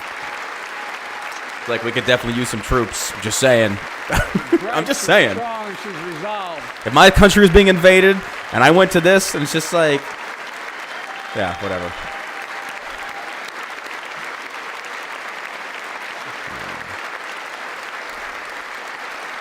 Yes. We, the United States of America, stand with the Ukrainian people. Throughout our history, we've learned this lesson. When dictators do not pay a price for their aggression, they cause more chaos. They keep moving, and the cost, the threats to America and America to the world keeps rising. That's why the NATO alliance was created, to secure peace and stability in Europe after World War II. The United States is a member, along with 29 other nations. It matters. American diplomacy matters. American resolve matters. Putin's latest attack on Ukraine was premeditated and totally unprovoked. He rejected repeated efforts at diplomacy. He thought the West and NATO wouldn't respond. He thought he could divide us at home in this chamber, look who it in this is. nation. Don't you got a border to be at, bro? He thought he could divide us in Europe as well. But Putin was wrong.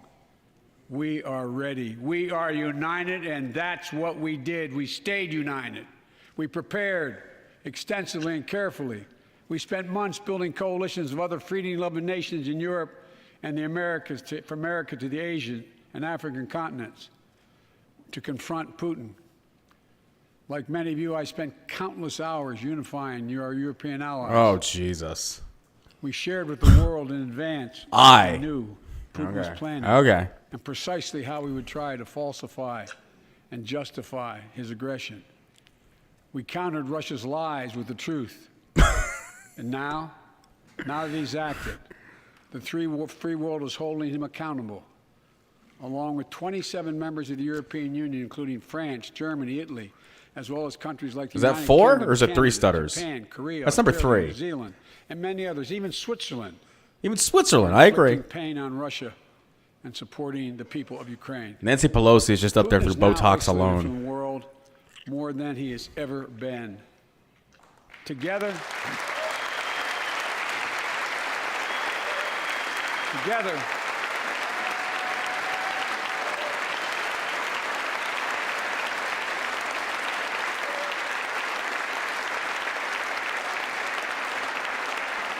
along with our allies, we are right now enforcing powerful economic sanctions. We're cutting off Russia's largest banks in the international financial system, preventing Russia's central bank from defending the Russian ruble, making Putin's $630 billion war fund worthless. We're choking Russia's access. That's going to be a meme. That's going to be a meme. We're choking Russia's access to technology that will sap its economic strength and weaken its military. I'm sorry. That was for years petty. to I'm come. sorry. Tonight, I say to the Russian oligarchs and the corrupt leaders who built billions of dollars off this violent regime, no more. The United States, I mean it. Those people don't want to stand up. Like, if you don't want to stand up, just don't stand up. This is ridiculous. The United States Department of Justice is assembling a dedicated task force to go after the crimes of the Russian oligarchs. We're joining with European allies. You ain't gonna do find shit to and seize Putin. Their yachts, their luxury apartments, their private jets. We're coming for your ill-begotten gains. And tonight, I'm announcing that we will join our allies in closing off American airspace to all Russian flights, further isolating Russia and adding additional squeeze on their economy. But what about Russians that want to leave? Wait, what? What? What about Russians that want to come to America and say, I want to get out of here? The ruble has already lost 30% of its value. The Russian stock market has Why are you lost going to make 40% civilians of its pay value, when they didn't have anything to do with and this? trading remains suspended. The Russian economy is reeling, and Putin alone is the one to blame. Wait, these are the same people that sat there and said, if we close the border to China due to COVID, that's xenophobic. What the fuck is this? Military assistance, economic assistance, humanitarian assistance. We're giving more than $1 billion of direct assistance to Ukraine, and will continue to aid the Ukrainian people as they defend their country So we're and trying help ease their to suffering. install another American loyalist government so we can put missiles over there again. We try to.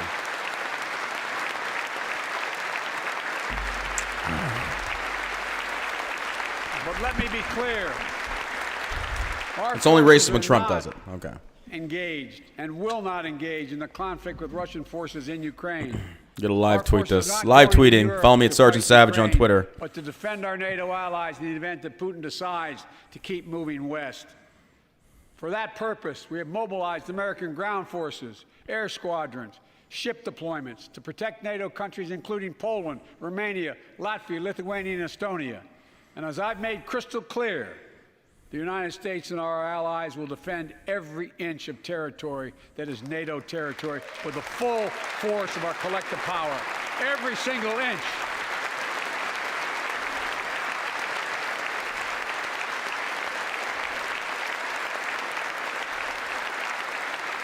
And we're clear-eyed Ukrainians are fighting back with pure courage. But the next few days, Just tweeted him, Sergeant Savage on Twitter, guys. hard on them.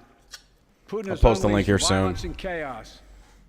But while he may make gains on the battlefield, he'll pay a continuing high price over the long run. I agree. He will. He will. Pound of Ukrainian people, proud, proud people, pound for pound, ready to fight with every inch of energy they have.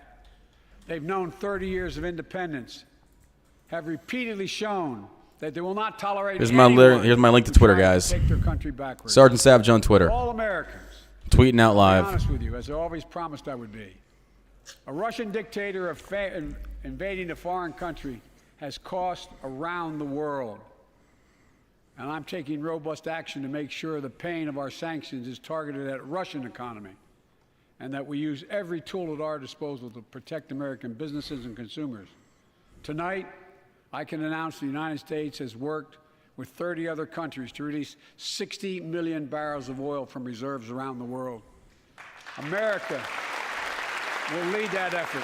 But you also canceled the Keystone Pipeline. You've restricted federal drilling on federal land. Like, okay. And we stand ready to do more if necessary, united with our allies. These steps will help blunt gas prices here at home, but I know news about what's happening can seem alarming to all Americans. But I want you to know, we're going to be okay. We're going to be okay. When the history of this era is written, Putin's war in Ukraine will have left Russia weaker and the rest of the world stronger. Well, Right? Really? Because the rest of the world, or Europe's paying already a 25% increase on gas. Okay. While it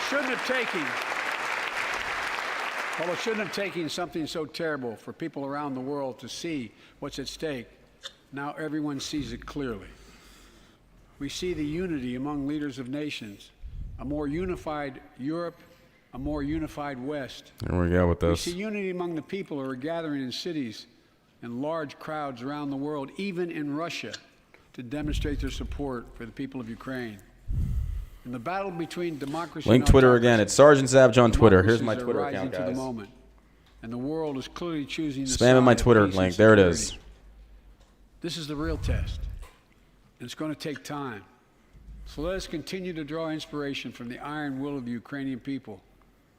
To our fellow Ukrainian Americans who forged the deep bond that connects our two nations, we stand with you. We stand with you. Putin may circle Kyiv with tanks, but he'll never gain the hearts and souls of the Iranian people. That's glory talk. He'll never They're getting extinguish fucking their love shelled for right now, freedom. dude. And he will never, never weaken the resolve of the free world.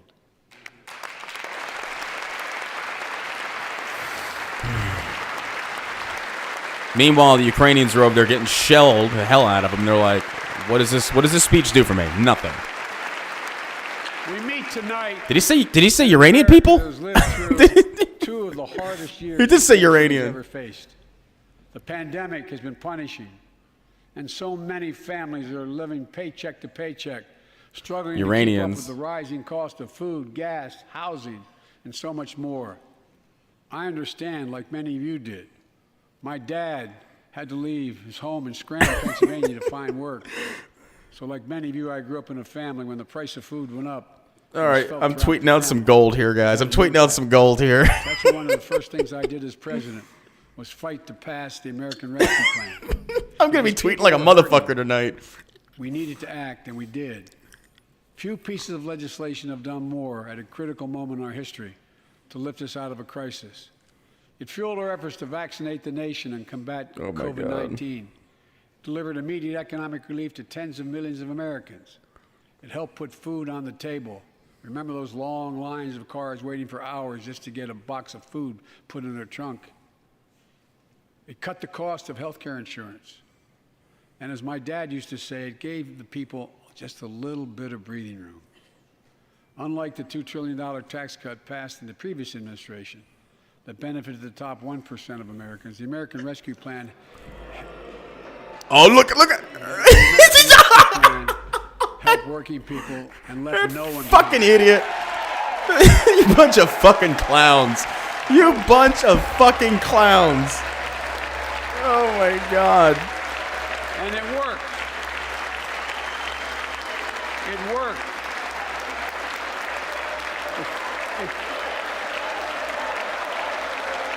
They're booing him. It worked. We created jobs, lots of jobs. In fact, our economy created over 6.5 million new jobs just last year. Because you had you closed down the economy. Trump did too. You can't take credit for that. That's manipulating the data, dude. What are you talking about? Hey guys, we put hundreds of thousands, if not millions, out of business, but we got 6.4 million coming back, so that's a good thing. It's like, you created this. Change to our economy that hasn't worked for working people in this nation for too long. For the past 40 years, we were told that tax break for those at the top and benefits would trickle down and everyone would benefit. But that trickle-down theory led to a weaker economic growth, lower wages, bigger deficits, and a widening gap between the top and everyone else. And then Jesus Christ. Century. Look, girl, preach. Harris and I ran for office, and I realized we had fundamental disagreements on this, but ran for office with a new economic vision for America. Invest in America. Educate Americans. Sounds good. What are you talking about? Give me specifics, bro. Build the economy from the bottom up and the middle out, not from the top down, because we know. That's just more government subsidy programs the middle class pays for and the rich don't give a fuck about. So realistically, you're penalizing guys like me. Look, I'm not going to lie. It's not my fiscal responsibility to pay for the lower class or the fucking lower economic class. It's bullshit. When the middle class grows, the poor have a way up and the wealthy do very well. America used to have the best roads, bridges, and airports on earth. And now our infrastructure is ranked 13th in the world. We won't be able to compete for the jobs of the 21st century if we don't fix it. That's why it was so important this douchebag to pass the bipartisan infrastructure law. And I thank my Republican friends who joined to invest and rebuild America. Bro. He's really fucking nitpicking things here. He doesn't have anything really big to go off of. Because don't remember, Ukraine's not him. Both parties who work to make it happen. We're done talking about infrastructure weeks. We're now talking about an infrastructure decade. And look, it's going to transform America, to put us on a path to win the economic competition of the 21st century that we face with the rest of the world, particularly China. I've told Xi Jinping it's never been a good bet to bet against the American people. We'll create good jobs for millions of Americans, modernizing roads, airports, ports, waterways, all across America. And we'll do it to withstand the devastating effects of climate change and promote environmental justice. We'll build a national network of 500,000 electric vehicle charging stations. Begin to replace. Who's going to pay for it, Joe? Pipes so every child, every American has clean water to drink at home and at school. Who's going to pay for it, Joe? Who's we? That's you and me. That's you and me. High-speed internet for every American. Rural, suburban, urban, and tribal communities. 4,000 projects have already been announced. Many of you have announced them in your districts.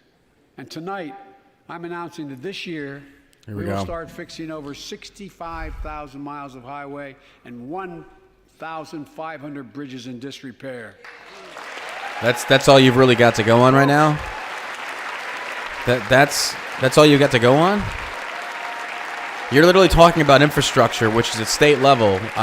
Okay. When we use taxpayers' dollars to rebuild America, we're going to do it by buying America. You're going to pay more. American products. Because you force more jobs overseas. Support American jobs. The federal government. What about the southern border, bro? Spends about $600 billion a year to keep this country safe and secure. There's been a law on the books for almost a century to make sure taxpayers' dollars support American jobs and businesses. Every administration, Democrat and Republican, says they'll do it, but we're actually doing it. We'll buy America to make sure everything from the deck of an aircraft carrier to the steel on highway guardrails is made in America from beginning to end. All of it. All of it. And you're going to pay more. Taxes will go up. Okay. But folks, to compete for the jobs of the future, we also need a level playing field with China and other competitors. That's why it's so important to pass the Bipartisan Innovation Act sitting in Congress that will make record investments in emerging technologies and American manufacturing. We used to invest almost 2% of our GDP in research and development. We don't now. China is. Let me give you one example why it's so important to pass. If you travel 20 miles east of Columbus, Ohio, you'll find 1,000 empty acres of land. It won't look like much, but if you stop and look closely, you'll see a field of dreams. Oh, Christ. I got to get another on which drink. America's future will be built. That's where Intel, the American company that helped build Silicon Valley, is going to build a $20 billion semiconductor megasite, up to 8 state-of-the-art factories in one place, 10,000 new jobs. And in those factories, the average job about $135,000 a year. Some of the most sophisticated manufacturing in the world to make computer chips the size of a fingertip, that power the world in everyday lives, from smartphones, technology, the internet, technology that's yet to be invented. But that's just the beginning. Intel CEO Technology Pat yet to be Gelsinger, invented? who's here tonight. I don't know where Pat is. Pat, there you go. Pat, stand up. $135,000 a year is the average income. Okay. I've lost count how many Pat came stutters, to see guys. me, and he told me they're ready to increase their investment from $20 billion to $100 billion. That would be the biggest investment in manufacturing in American history.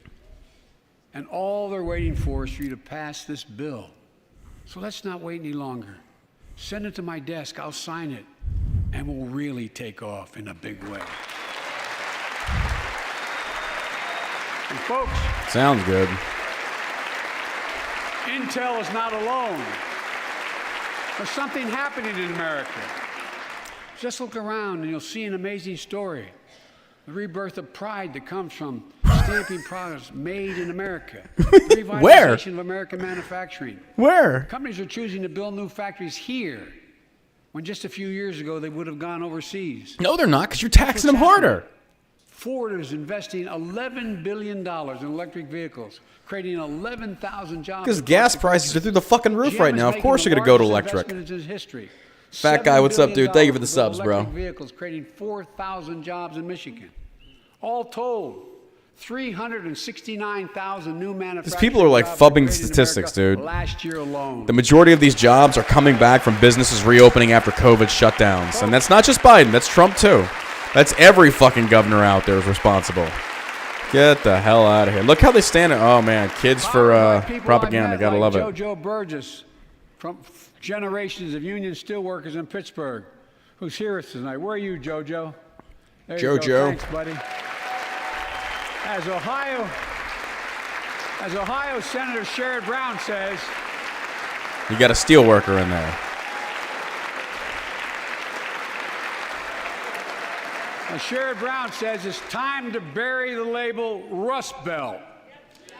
It's time to see the what used to be called the Rust Belt become the home of a significant resurgence of manufacturing.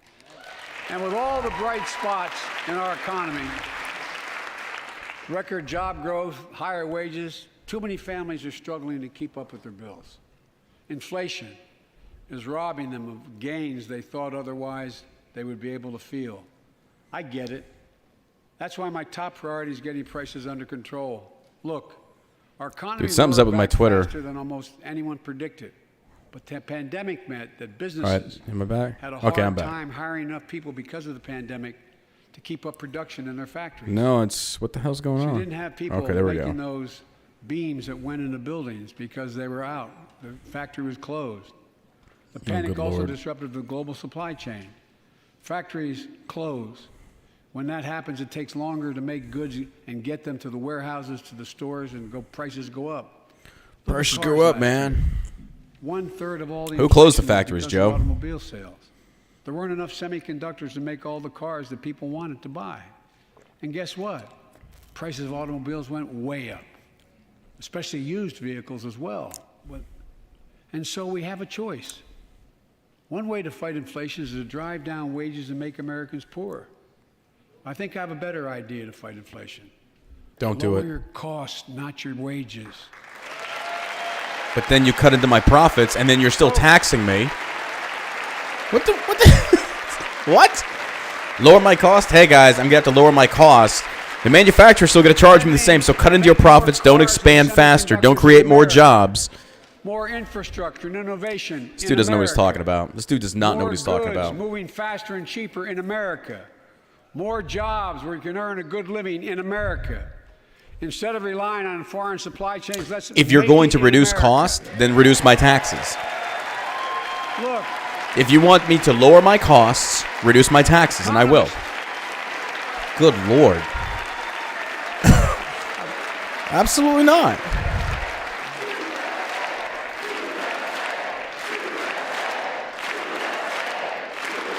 economists call this increasing the productive capacity of our economy. I call it building a better America. My plan to fight inflation will lower your costs and lower the deficit. 17 Nobel laureates in economics said my plan will ease long-term inflationary pressures.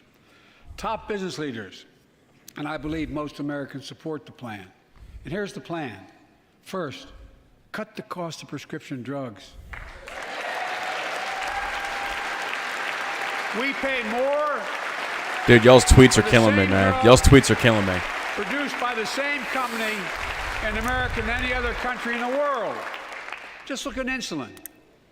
1 in 10 Americans has diabetes. In Virginia, I met a 13-year-old boy, the handsome young man standing up there. Oh, my God. Joshua Davis. Oh, God. He and his dad both have type 1 diabetes, That sucks. which means they need insulin every single day. Insulin costs about $10 a vial to make. That's what it costs the pharmaceutical company. But drug companies charge families like Joshua and his dad up to 30 times that amount.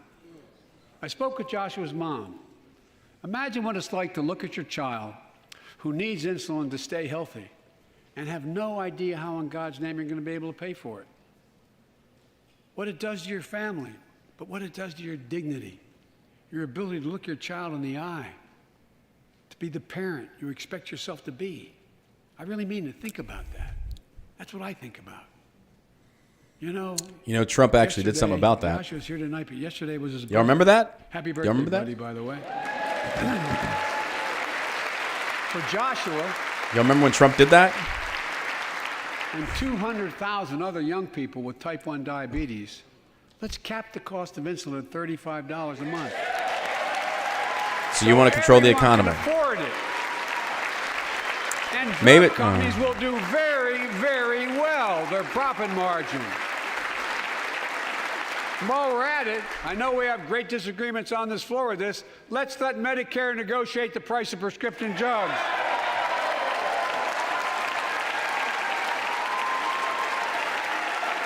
They already More government control, because that's worked so well. VA drugs. Look, the American VA is Rescue Plan federal sells government, millions that's of government families health with care. Affordable Care Act plans to save them $2,400 a year on their health premiums. Let's close the coverage gap and make these savings permanent. And second, let's cut energy costs for families, an average of $500 a year by combating climate change. Let's provide an investment tax credits to weatherize your home and your business, to be energy efficient and get a tax credit for it. Double America's clean energy production in solar, wind, and so much more. Lower the price of electric vehicles, saving another $80 a month that you're not going to have to pay at the pump. Folks,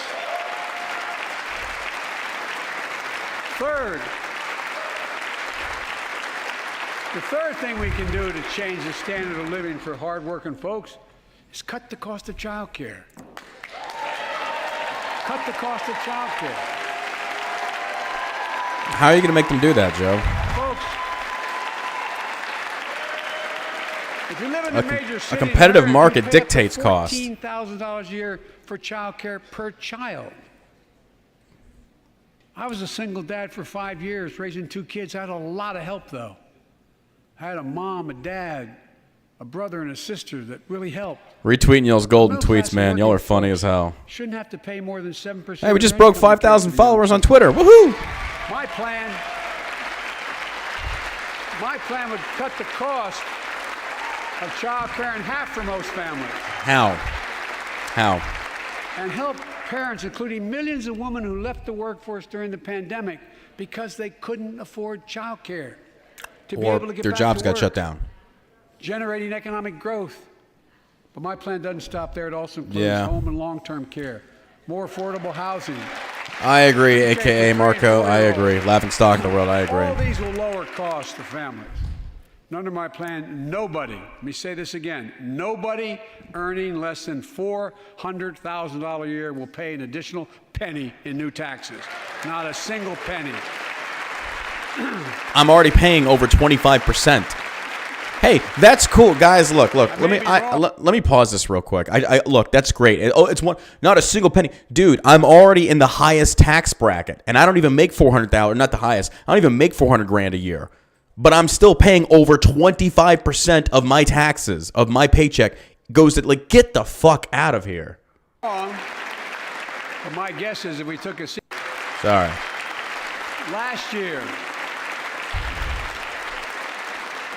and like Chris Coons and Tom Carper and my distinguished Congresswoman, we come from the land of corporate America. There are more corporations incorporated in America than every other state in America combined. And I still won 36 years in a row. The point is, even they understand they should pay just a fair share. Last year, Who dictates what's a fair 55 share? of the Fortune 500 companies earned $40 billion in profit and paid zero in federal taxes. I don't believe that. I don't believe It's that. not fair. That's why I proposed the Here's the thing. These things he's referencing were created by the federal government. And he's been there for 30-something years. Who are you really blaming here, Joe? 15% All these minimum tax rate breaks? for Fuck yeah, I'm going to do it as a business. If you create it, I'm going to take it to save me money. You're at fault. All these tax issues are you. Paying their taxes at home by shipping jobs and Oh my factories God. overseas. It'll raise billions of dollars. That's why I propose closing loopholes for the very wealthy who pay a lower tax rate than a teacher and a firefighter. So that's my plan, but we'll go more detail later. We will grow the economy, lower the cost of families. So what are we waiting for? Let's get this done. We all know we've got to make changes. Talk about the border, bro. And while you're at it, confirm my nominees for the Federal Reserve, which plays a critical And the Fed. role And the Fed. in fighting inflation. Yeah, they just print more My plan money will and not create only lower more. cost and give families a fair shot. It will I got to lower shut the up. I'm deficit. sorry. I got to shut up. I'm sorry. The previous administration not only ballooned the deficit with those tax cuts for the very wealthy and corporations, it undermined the watchdogs, the job of those to keep pandemic relief funds being wasted. Remember we had those debates about whether or not those watchdogs should be able to see every day how much money was being spent, where was it going to the right place? But in my administration, the watchdogs are back. And we're going to go after the criminals Sure who you stole are. billions of relief money meant for small business and millions of Americans. And tonight Drythian, I'm yep. announcing that the Justice Department will soon name a chief prosecutor for pandemic fraud. Oh my God. Pandemic fraud in a situation that the federal government and state governments across this country fucking created. Of course the people are going to do everything they can to beg, barter, and steal from the fucking federal government.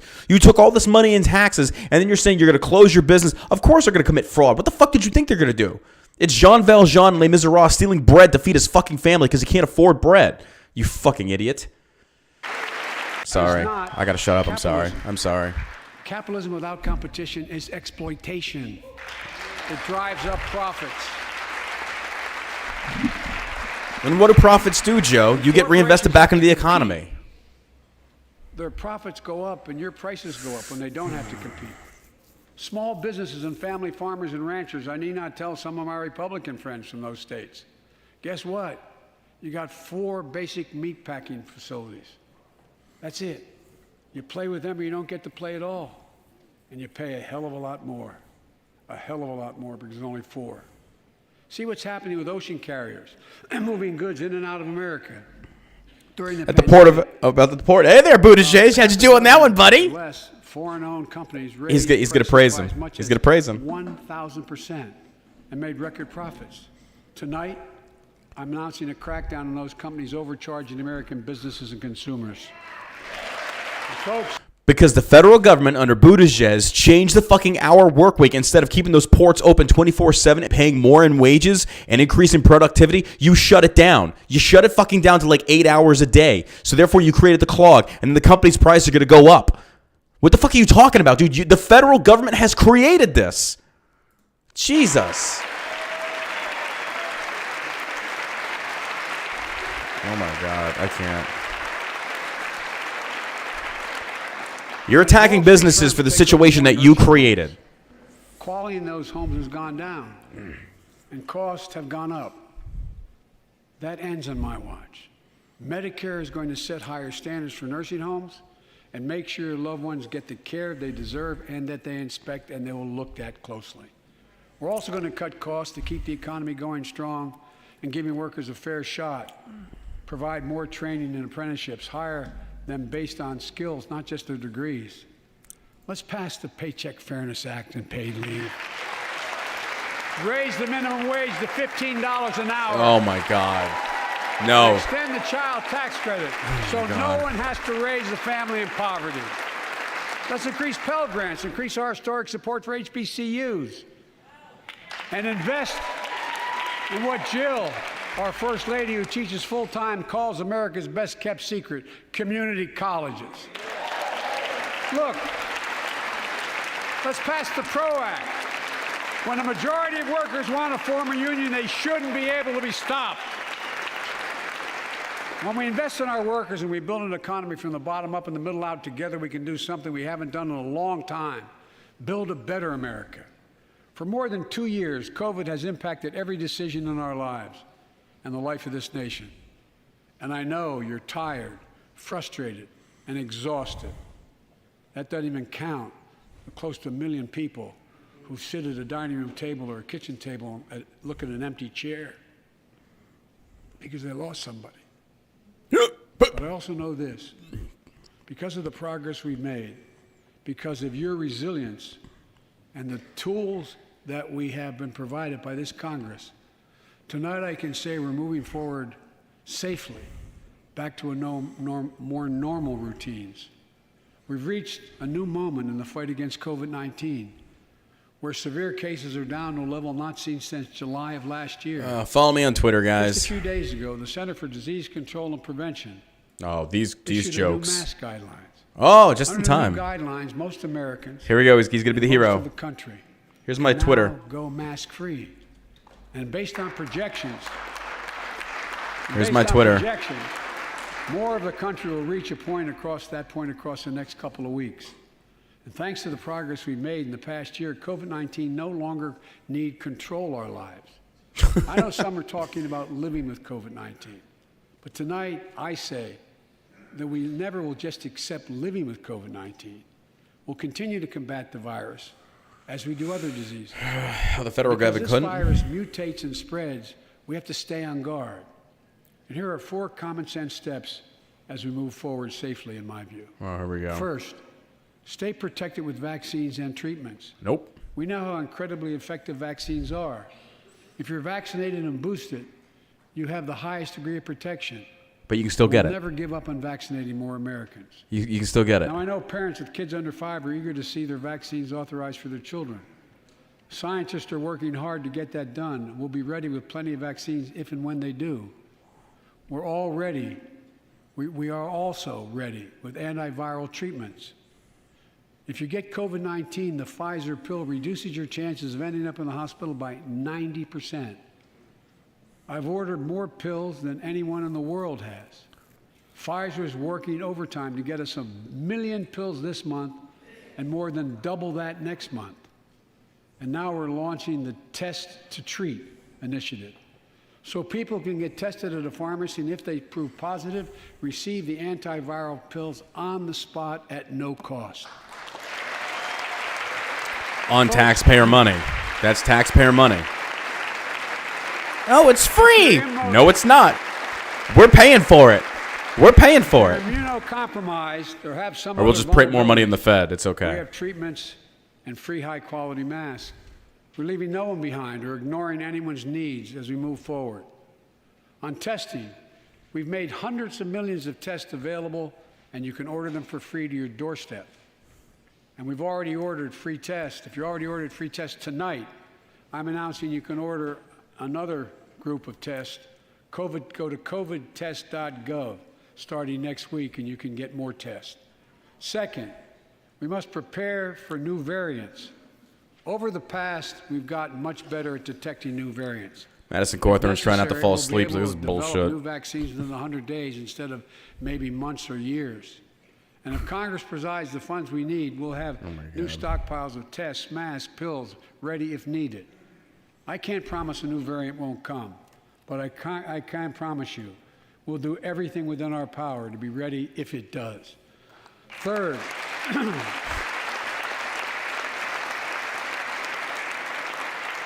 we can end the shutdown of schools and businesses. We have the tools we need. It's time for America to get back to work and fill our great downtowns again with people. People working from home can feel safe and begin to return to their offices. We're doing that here in the federal government. The vast majority of federal workers will once again work in person. Our schools are open. Let's keep it that way. And watch the Our variants kids need to disappear. be in school.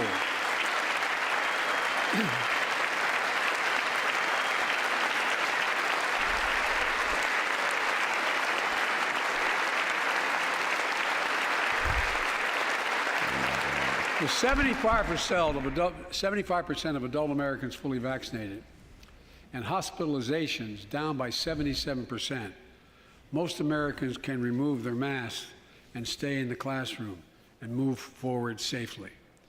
We achieved this because we provided free vaccines, treatments, tests, and masks. Of course, continuing this costs money, so I'll not surprise you. I'll be back to see you all. And I'm going to soon send a request to Congress. The vast majority of Americans have used these tools and may want again.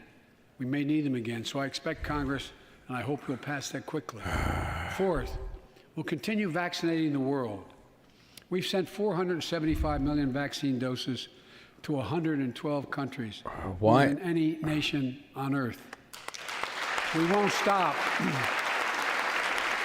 because you can't build a wall high enough to keep out a vaccine. The vaccine can stop the spread of these diseases. You know, There's we've no lost such thing so as much in free. COVID-19. There is no such thing as free. Time with one another. The worst of all, the much loss of life. Let's use this moment to reset. So stop looking at COVID as a partisan dividing line. See it for what it is. A partisan dividing God-awful line. Disease. Oh, fuck her. Let's stop seeing each other as enemies and start seeing each other for who we are. Fellow Bro, Americans. you literally accused us. Are you fucking kidding me? You said that if we don't get on board, like, we're horrible people. You said that we're going to have a winter of illness and death if we don't get vaccinated. What the fuck are you talking about? You divided us more. Oh, my God. We can't change how divided we've been. Can I get some eggplants in the chat? Can I get some eggplants in the chat, We can please? change how to move forward on COVID-19 and other issues that we must face together. I recently visited New York City Police Department days after the funerals of Officer Wilbur Mora and his partner, Officer Jason Rivera. They were responding to a 9/11 call when a man shot and killed them with a stolen gun. After Democrats tried to defund them? Officer Mora was 27 years old. Officer Rivera was 22 years old. Both Dominican Americans who grew up in the same streets that they later chose to patrol. After Democrats tried defunding them, yeah. I spoke with their families, and I told them that we were forever in debt for their sacrifices. and will carry on their mission to restore the trust and safety of every community deserves. Like some of you that have been around for a while, After your side demonized the police. I've worked with you on these issues for a long time. I know what works. Investigating crime prevention and community policing, cops who walk the beat, who know the neighborhood, and who can restore trust and safety. Don't say that, Let's not Lawnra. abandon Don't say our that. streets or choose between safety and equal justice. Let's come together and protect our communities, restore trust, and hold law enforcement accountable. That's why the Justice Department has required body cameras, banned chokeholds, and restricted no-knock warrants for its officers. Some of that I That's why can the agree American with. Rescue Some of that I Plan actually agree with. No knock warrants, I agree with. Provided $350 billion that cities, states, and counties can use to hire more police, invest in more proven strategies.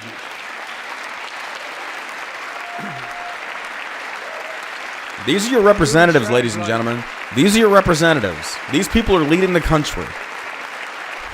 Proven strategies like community violence interruption, trusted messengers, breaking the cycle of violence and trauma, and giving young people some hope. We should all agree the answer is not to defund the police. It's to fund the police. California, New York. Are you fucking kidding me, bro? Are you fucking kidding me? Yeah, fund them for proper training. But what the fuck? It was Democrats that pushed this shit. And then fucking Psaki gets up there and said it was Republicans. Bullshit. Bullshit. And training they need to protect our communities. I ask Democrats and Republicans alike to pass my budget and keep our neighborhoods safe. And we'll do everything in my power to crack down on gun trafficking of ghost guns that you can buy online, assemble at home, no serial numbers, can't be traced. I ask Congress to pass proven measures to reduce gun violence. Pass universal background checks. Why should anyone on the terrorist list be able There's to already background checks. What are you talking about? Why? There's already background checks. And folks, ban assault weapons with high-capacity magazines. Look at Ukraine. Look at Ukraine. What? You think the deer are wearing Kevlar vests? Look, repeal the liability shield. It makes gun manufacturers the only industry in America that can't be sued. The only one. They shouldn't be allowed to be sued unless it's a fucking fuck up with a firearm. That with the tobacco manufacturers. These laws don't infringe on the Second Amendment. Yes, they do. They save lives. Yes, no, they Most don't. fundamental right. Criminals don't obey the is Second right to Amendment. vote and have it counted. And look, it's under assault. And they're over there just like bullshit. State after state, new laws have been passed. Not only to suppress the vote, we've been there before, but to subvert the entire election. We can't let this happen. Tonight I call on the Senate to pass the Freedom to Vote Act, pass the John Lewis Act, Voting Rights Act. And while you're at it, Those do infringe the pass Second the Amendment. Disclose Act so Americans know who's funding our election.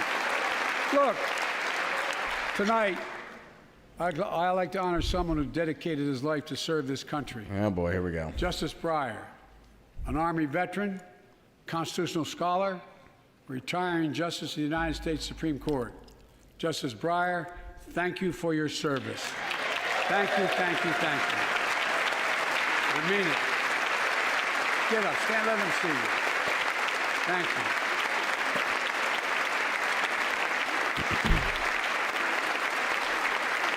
And we all know, no matter what your ideology, we all know one of the most serious constitutional responsibility a president has is nominating someone to serve Here it comes, boy. on the United States Supreme Here it comes, Court. boy. Here we go. Identity politics coming up. As I did 4 days ago, Here it goes. I've nominated the Circuit Court of Appeal He's going to say it. He's going to say it. Ketanji Brown Jackson, one of our nation's top legal minds, who will continue in Justice Breyer's legacy of excellence. A former top litigator in private practice, a former federal public defender, Come on, say it, dude. from Please a say it. family Come of on. public school educators and police officers. It's gonna be the She's last a thing. consensus builder. Since she's been nominated, she's received a broad range of support, including the Fraternal Order of Police and former judges supported by Democrats and Republicans. Folks, if we're to advance liberty and justice, Here we go. We need to secure our border and fix the immigration system.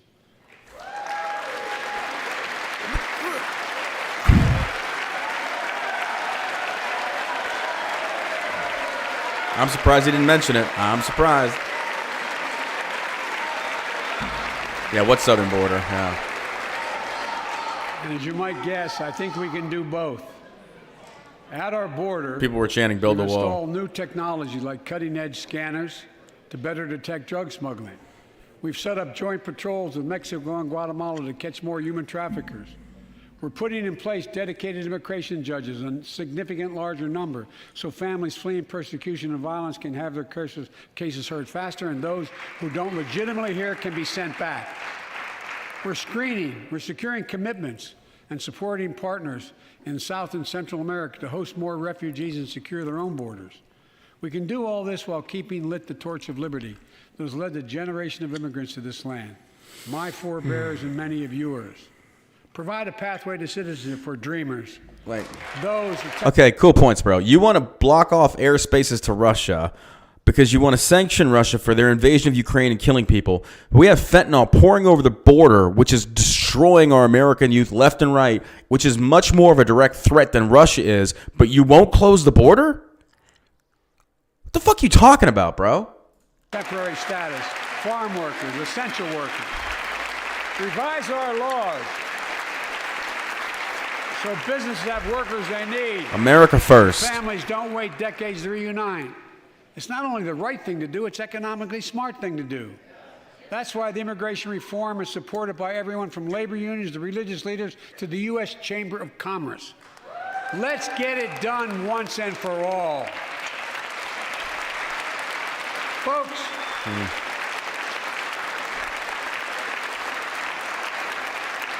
advancing liberty and justice also requires protecting the rights of women. The constitutional right affirmed by Roe v. Wade, standing precedent for half a century, is under attack as never before.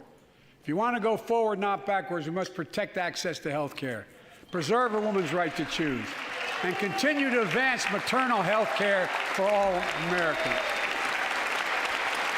More taxpayer money. And folks, for our LGBTQ plus Americans, let's finally get the Bipartisan Equality Act to my desk. The onslaught of state laws targeting transgender Americans and their families. Nope. It's simply wrong. No, it's not. Men should not be competing in women's sports. Transgender Americans, I'll always have your back as your president so you can be yourself and reach your God-given potential. It wasn't 15 years ago you were against gay marriage, bro. I mean, you have the right to change your mind, but... As I've just demonstrated, while it often appears we do not Hold agree. on, guys. Someone's at the door. For Athena, I think it's food. We do agree on a lot more things than we acknowledge. I signed 80 bipartisan bills into law last year, from preventing government shutdowns, to protecting Asian Americans from still too common hate crimes, to reforming military justice, and will soon be strengthening the Violence Against Women Act that I first wrote 3 decades ago. It's important. Mary ordered pizza. To show the nation we can come together and do big things. So tonight I'm offering a unity agenda for the nation. 4 big Identity things we politics, can do bro. together. Here we go. First, beat the opioid epidemic. Southern border. There's so much we can do. Increase funding for prevention, treatment, harm reduction, and recovery. Get rid of outdated rules and stop doctors stop doctors from prescribing treatments. Stop the flow of illicit drugs by working with state and local law enforcement to go after the traffickers. And if you're suffering from addiction, you should know you're not alone. I believe in recovery, and I celebrate the 23 million Americans in recovery. Second, let's take on mental health, especially among our children whose lives and education have been turned upside down. The American Rescue Plan gave schools money to hire teachers and help students make up for lost learning. I urge every parent to make sure your school does just that. They have the money. We can all play a part. Sign up to be a tutor or a mentor. Children were also struggling before the pandemic. Bullying, violence, trauma, and the harms of social media. As Frances Haugen, who is here tonight with us, has shown, we must hold social media platforms accountable for the national experiment they're conducting on our children for profit.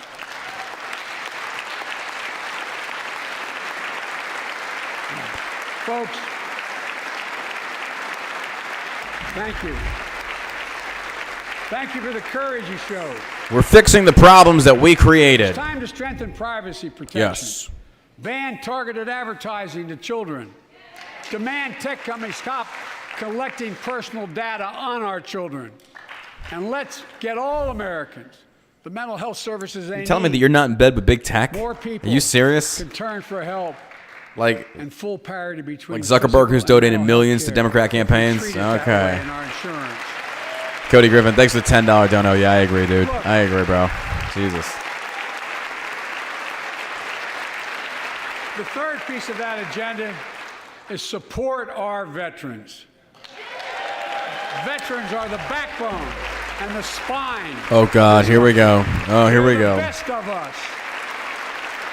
I've always believed that we have a sacred obligation to equip those we send to war and care for those in their family when they come home.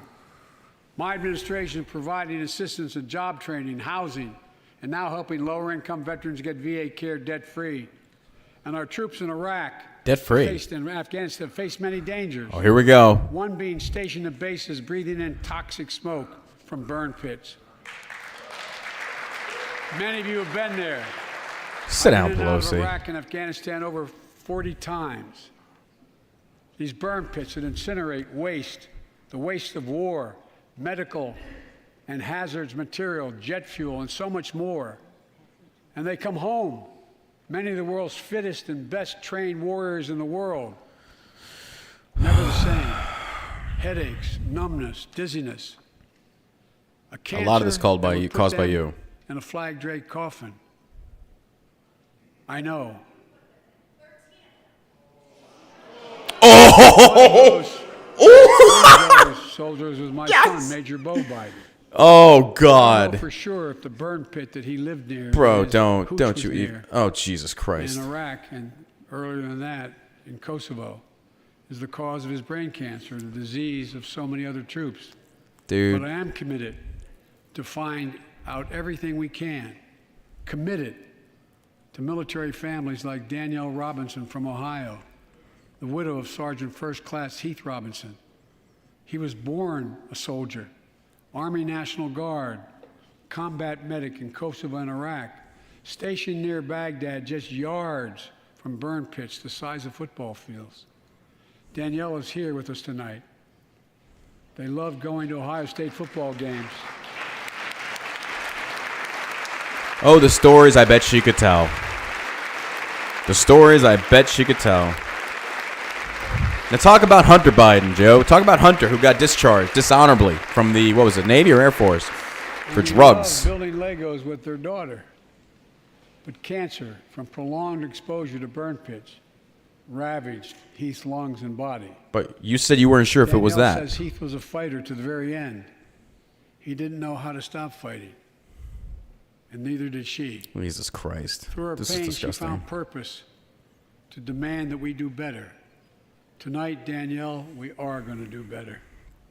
The VA VA has been a joke for VA years. is pioneering new ways of linking toxic exposure to disease, already helping more veterans get benefits. And tonight, I'm announcing we're expanding eligibility to veterans suffering from 9 respiratory cancers. I'm also calling on Congress to pass a law to make sure veterans devastated by toxic exposure in Iraq and Afghanistan finally get the benefits and the comprehensive health care they deserve. He acts like this is something new. The VA is garbage. Trump repealed the freaking Federal Employees Protection Act, which actually helped it improve a lot in certain areas. What have you done? Just. And fourth and last, let's end cancer as we know it. Oh, This is God. personal.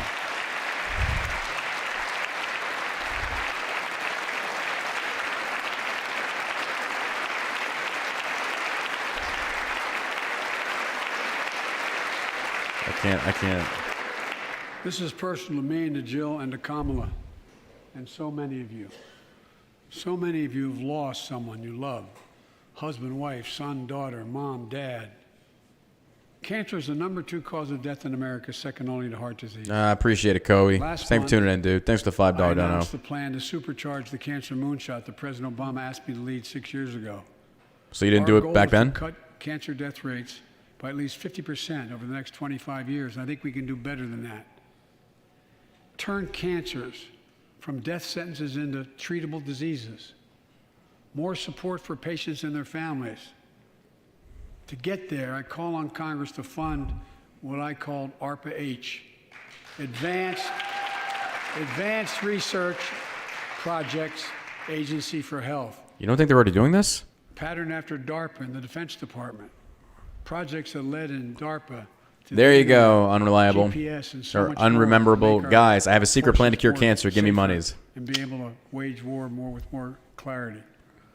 ARPA will have Jesus. a secret plan Anarcho, thanks for the drive gifted breakthroughs subs, in homie. cancer, Appreciate it, dude. Thank you. Alzheimer's and diabetes and more. Thank you very A much, bro. unity agenda for the nation. We can do these things. It's within our power. And I don't see a partisan edge to any one of those 4 things. It's how you want to My achieve fellow this. There is a Americans, partisan edge. Tonight, we've gathered in this sacred space, a citadel of democracy, in this capital.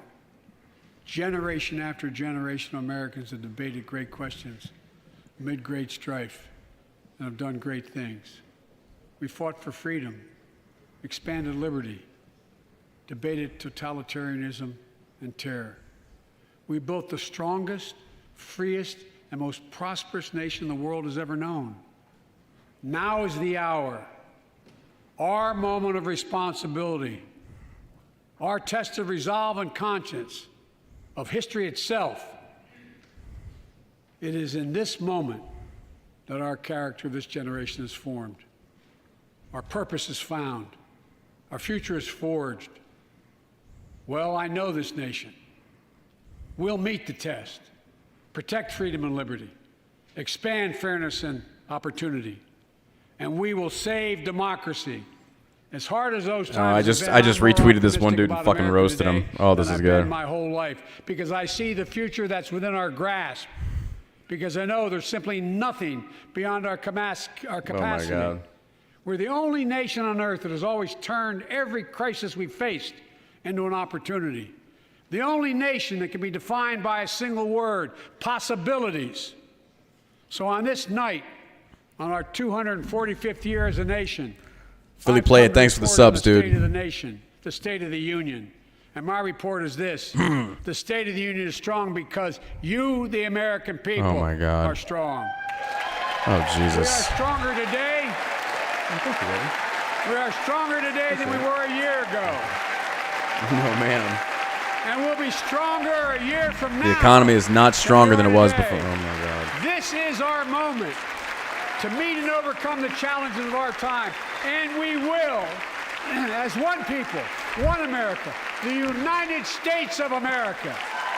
God bless you all, and may God protect our troops. Thank you. The ones that you leave behind, Go get him. go get who? President Biden thanking House Speaker Nancy Pelosi, shaking hands with her and with Vice President Kamala Harris after a 1 hour Oh, and my 2 God. minute State of the Union address. I think there's a Republican starting out response. on Ukraine, rallying Americans to support the Ukrainian people. who I haven't are, eating dinner yet, guys. I apologize right for eating now on stream, man. struggling to survive against a Literally Russian haven't eaten all onslaught. day. The president moving on after 15, 20 minutes of talking about Ukraine, moving on to talk about the challenges of his administration. Domestic, health care, voting rights, the right. strength of the country, and then as you hear, in the last... Well, here's the deal, guys. A lot of what he talked about tonight, quite honestly, are federally created problems, whether you want to pin them on Biden, Trump, Obama, Bush. A lot of these issues are created federally. Anytime the federal government, using taxpayer money as the medium, tries to dip into and the overall goal being to bring up the poverty level, to raise them to the middle class. Anytime they do it through government subsidy programs that are funded by the taxpayer money. We've seen it fail in academia, and we've seen it fail in healthcare. Anytime the government has good intentions, they fuck it up. And I've told you this many times on the podcast, guys. I'll give you an example. Say, for example, when we want to, number one, if we're going to attack poverty in America, can anybody in the chat answer me, where do you start? If you're going to attack the poverty level, to try and reduce poverty, to increase employers or jobs and all that, where do you start? Just a common sense approach on this one. Creation of wealth, education. Thank you. Sweet Rolls, you're on it. Education. You start with education. Makes sense, right? You educate people, they can basically get out of those areas and stuff such as that. Well, how do we get more people in these colleges? We create these grants, these government subsidy programs where we're favoring primarily minorities. That's why Elizabeth Warren tried faking her status and shit like that, to favor minorities where the white guy doesn't have a chance. And guess what? The white guy is the majority of America right now. And I'm not saying that from a racist standpoint. It's saying this is bullshit. Secondly, what you're doing is to private businesses is like, a college says, hey, by the way, a standard general studies degree, just an associate's, runs, and I'm guessing here, runs us about $30,000. So the government's like, okay, we're going to cover so many grants, basically saying we will pay for so many people. If you apply, you'll get it. Taxpayer funded, by the way. You're paying for other people's educations. And the college is like, oh, shit, we're getting federal grants? That whole freaking scam thing or fraud, pandemic fraud he's wanting to investigate? That was created by the government by giving out free fucking money. So what is academia going to do? Because college is a business. I don't give a fuck what anybody says. It is a business. So what are they going to do? Oh, if he gets the free money, well, it's not 10,000 or 20,000 or 30,000. Now the cost of tuition has gone to $40,000. And they have to match it across the board. So now you, Mr. Dude that's not getting a grant, you got to pay $40,000. So all you Democrats out there screaming at the sky about how unaffordable fucking academia is, it's due to the federal government that sits there and they throw taxpayer money and they inflate the fucking cost. Because naturally corporatism is going to get greedy if you're giving them more fucking free money. Who wouldn't? It's a business. Secondly, the same thing applies in healthcare. Case in point, federal healthcare, VA, it's a fucking joke. Not in all places, but in a lot. It is broken. The system's fucked. Veterans would rather have the freedom to choose and go to a privatized hospital. And the reason for that is essentially if it is a capitalistic system and it's not federally regulated to an extent, meaning a hospital, it's a company, it's a business, quality of care, affordability becomes a competitive rate. If I'm going to go get a broken leg fixed, what's this hospital going to charge me versus this one? Government interjects its bullshit, prices rise. The consumer is ultimately fucked. This is what causes massive inflation. Or not inflation. Excuse me. Well, partially, yes. Inflated costs on all this bullshit. So again, at the heart of this, ladies and gentlemen, regardless if that's a red or a blue sitting in that fucking Oval Office, if the federal government puts their fingers in the fiscal pie of capitalism, they always fuck it up. Every single fucking time. Milton Friedman talks about this over and over. Go look up Freedom to Choose by Milton Friedman. He covers 1970s fucking Hong Kong and how capitalism flourished over there because you didn't need a license. You didn't need these certs. Nobody gave a fuck. You could literally have two pot makers sitting next to each other making metal pots. Neither of them have to be licensed. Neither of them have to get fucking certified or even inspected. Less money paid to the government. And the consumer says, well, what are you charging? What's it made of? What's the quality? Oh, yours is better? I'm going with him. It's more affordable. What does that do, ladies and gentlemen? It drives down fucking costs. Case in point. When we launched Shell Shock CBD, and I'm totally giving myself a shout out here. When we launched Shell Shock CBD, I challenge you, go Google how much 1,500 milligrams cost you of isolate, cost you in the normal market, anywhere from $90 to $120. So I'm going to undercut the market and say I'm only going to charge $60. If the federal government steps in and is like, no, you have to charge this much, you've just removed all competition and the consumer foots the bill. It's bullshit. So stop supporting these federal programs and put people back to work. Stop fucking doing these government grant shit. Let the communities do it for themselves. Because here's the thing. If you have a community that wants to work together, they will. It's called the HOA and it's kind of forced. I think it's bullshit. But you get where I'm going. And that's the thing that pisses me off about this. So a lot of these problems, this is just like the federal government. It's like, hey, man, we're going to fix the problems that we created. Applause us. What? I'm just at a loss. I'm at a fucking loss on this. I really am. You look at this and you're just kind of like, what the fuck?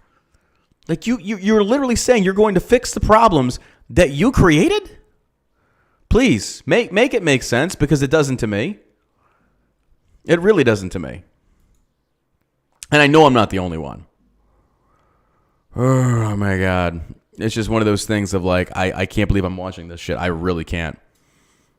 Drives me fucking insane, man. Drives me fucking insane, but that's where we're at. All right. So, you know, it's hard for me to sit here and say I have to be completely unbiased. That was a very weak State of the Union. A very weak State of the Union, to be completely honest. Number one, he didn't really talk about the botched Afghanistan withdrawal. He did not spend a lot of time discussing the southern border. He basically goes after capitalism. He's going after capitalism nonstop, saying these are the issues, these are the issues. Well, bro, federal government caused these issues. You know, and then also we're going to raise the cost. And let me explain. I'm not trying to insult anybody's intelligence out there. Please don't take it this way. But I want to explain this so people can kind of understand. Now, we've ran Shell Shock CBD for two years and some change now. Year one, we made like $1.4 million, and then year two, we made $2.6 million. We've seen growth, just rapid growth nonstop. My taxes are destroying me. I paid $500,000 last year. The roads outside my shop look like shit, and my taxes are fucking killing me. But the government is taking this money, and they're throwing it at the dumbest shit imaginable. It's not supporting America. He said we've given over $1 billion to Ukraine in aid. Why should my tax money go to this? Like, I don't understand. This makes no sense to me. So, yeah, we paid $500,000 in taxes, roughly, roundabout, a little bit higher. But you get where I'm going. So, here's the deal. If he says, and I have a few employees that when you start with us, you're making $11 an hour until you prove yourself, and then we'll bump you up. But I'm not going to pay $15 an hour for somebody to pack bags and shit like that. That's not a $15 an hour job. That's a minimum, well, above minimum wage job. You know, but with that being said, if he says, hey, guess what? Now, you got to pay them $15 an hour. You know how much that cost me in the long run? That's a lot of fucking money. That is a lot of fucking money. So what am I going to do? You think I'm going to take those profit losses? I'm passing that to the consumer. So what, that $60 bottle of tincture of CBD that you're getting really cheap, it's going to go to $70, because now I can increase my profits, cover those costs of those employees, and then the government's going to say, oh, by the way, note this, paid leave. Paid leave. So now I'm going to lose an employee for how long? And I got to pay him? Now my workload gets cut in half. His job, I got to put somebody else in there. If a company wants to offer that, because here's the thing. You know how the federal government is trying to say, we're going to do all this to help businesses? Here's the deal. I pay my employees pretty damn good because I want to keep them around. You know how much it costs me if I lose an employee? It costs me a lot of fucking money, because now I got to retrain somebody else. I got to have somebody cover down on that position until I can get somebody. It's fucking hard. So I'm going to make sure I invest by providing my employees benefits, good competitive rates, bonuses, taking care of them. And now my employees are going to be loyal to me. But now when you force these federal costs down my throat, my taxes aren't dropping. Bro, what the fuck are you going to do? What am I supposed to do? So you're goddamn right. If I have an opportunity to say fuck the Fed and cheat the system, I'm going to fucking do it. I mean, I'm not, because I don't want to get my shit shut down. But I understand why other companies are doing that. So this pandemic shit that people are stealing, yeah, of course, you created the environment. They had to do that to fucking make some money. Like, Jesus Christ, look, it's not black and white. Don't do the wrong thing. It's illegal. You created these unjust laws. Fuck the government. It just blows my mind. And again, let me emphasize this. This was created by the federal fucking government. This government was never meant to be this big. It was never meant to be this big. So yes, fuck the Fed. And can I get some Savage Army eggplant in the chat? Can I get some Savage Army eggplant, please? I think I've earned that. These fucking clowns. You do know a lot of these members of Congress have never owned a business? Y'all do realize that, right? You know, a lot of these people have never owned businesses. I'm trying. Isn't that funny? But they know what's best for you because they know. That's like somebody who's never operated a firearm before, like this joker, saying, it doesn't go against the Second Amendment. Yes, the fuck it does. You don't know what you're talking. Hey, why are people bringing a fully automatic 100-round holding magazine to hunt deer. They have flak jackets? Guys, I have never seen anybody hunt with a full auto. Number one, it's inaccurate. It's a waste of fucking ammunition. It's precision. I got a 308. I drop a deer in one shot normally. You think I'm taking a full auto? And here's the other thing. This is the complexities that these fucking bureaucrats don't understand. You know how much a deer, like a good deer, costs me out here in Texas? Roughly anywhere from about, depending on what kind, $1,500 to $3,000. You think I'm gonna shred that motherfucker with a fully auto and not get my meat back? You fucking kidding me? This guy doesn't know what he's talking about, man. He has no idea what the fuck hey, the deer aren't wearing fucking flag. Well, thank God. Thank God for that. TUIA has nothing to do with hunting. You're right. It has everything to do with your right to bear arms, just like the Second Amendment covers, 100%. Because that same, can anyone actually tell me what the Second Amendment was actually created for? It wasn't hunting, and it technically wasn't self-defense. Does anybody know that? Does anybody know when they wrote the Constitution, they drafted this up, they said, we just basically repelled the British fucking Empire that was a tyrannical government because they were taxing the shit out of us without any representation in Parliament. They increased like a 3% tax on tea. Maybe we should put into place like that whole fucking the citizens should have a right to bear arms to protect them in case of a tyrannical fucking government. Hence, what's going on in Ukraine? Hence, the government now handing out fully automatic fucking firearms. Like, these people are so fucking retarded. You're sitting there saying, hey, man, we got to restrict the very same thing that our forefathers didn't want to have happen in this other country that's happening. But, hey, we're not going to be like, these people are so fucking stupid. These people are so stupid. I just don't understand who ties their shoes. I really don't. Fuck me running. Like, fuck me running. Hey, man, you're not going to need a fully auto if the government goes crazy. Like, Swalwell. You think a fucking fully automatic's going to save you when the government has nukes? Oh, Swalwell, you're going to nuke your own people, bro? You going to do that? America didn't even do that in Iraq and Afghanistan. Really? And the Taliban beat the shit out of us. Not really, not casualty-wise. But fuck me running, dude. Fuck me running. This shit is just ridiculous. Oh my God. These people have no idea what they're talking about. Still watching President Biden talking with members of Congress as he leaves the chamber. They seem to be Democrats. Yeah, Taliban did wait us out 100%. Who were still there trying to have a word with him. Our Amna Nawaz is there in the Capitol complex. She's in the Cannon House office building. Amna, you were saying earlier that you'd been talking to Ukrainians who were going to be staying up late tonight to listen to what the president had to say. I'm sure they will. About Ukraine. What do you think they heard that would either lift their spirits? Oh God, they're reaching, not? man. They're reaching. Well, I'll tell you, Judy, right off the bat, the thing that most heartened them, that really impressed them, surprised them, was that the president opened what is largely a domestic messaging opportunity with Ukraine, speaking directly to the Ukrainian people, hailing them for working so hard to fight and defend their democracy and their freedom. I got a number of messages of people noticing just how many lawmakers were wearing yellow and blue and waving the Ukrainian flags. A few lines that stood out to a few people they sent to me here.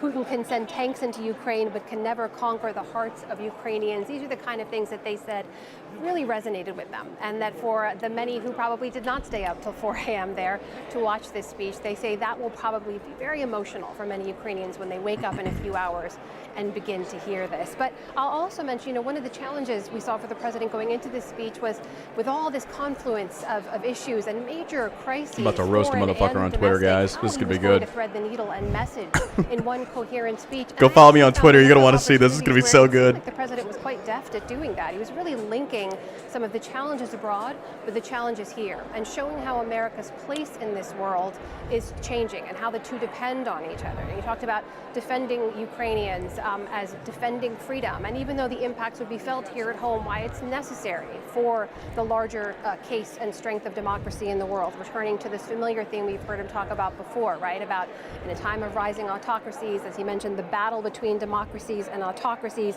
democracies are rising to the moment. That's a theme we've heard from him before. Oh, this is going to be so good. Going back to the January 6th anniversary speech and to his inauguration speech. But he also talked about domestic investments here in the U.S. in infrastructure and how those will allow America and American companies and the American economy to compete on the global stage, specifically with China. So there was quite a bit of linking going on there between some of these issues that some people thought might be quite difficult to connect in one speech. The last thing I'll mention is the time spent. Obviously, that is sort of a messaging in and of itself, and how many minutes the president speaks on each of these issues. He did open with Oh my God, I just retweeted that idiot. Spent about 10 minutes on that, and then as we saw, moved into the pandemic and largely the economy and inflation and infrastructure and domestic investments, and that was the bulk of his speech. And that is, of course, in response to the fact that that is chief of most Americans' minds. That is a top concern for his primary audience, Oh my which God. is the American public. The last thing I'll mention, though, Judy, is that one message I got from one David Ukrainian who was Gonzo is watching, bad. as the speech unfolded. Thank you, Paladin. I'm not surprised. The president went on to spend as much time on COVID and the pandemic and Hell yeah. and the economy. And she said this, which was, it's strange to think that up until February 24th, Did y'all see my the response top tweet? things on our minds here in Ukraine were the pandemic and the economy, and how much the world has completely changed in just the space of 1 week. Judy? No question, and that is again a reminder, Amna, of how much a State of the Union address is tied to the moment. If this speech had been given, in fact, normally State of the Union addresses come earlier in the year. This was moved later for a number of reasons, COVID having something to do with it. If it had come several weeks ago, it would have been before the Russian invasion of Ukraine. That wouldn't have been the theme. We presume that it She's so became spoiled. tonight. There would have been different words about COVID. Today, the United States observed 950,000 Americans have died from God. COVID, more than any other nation on the planet.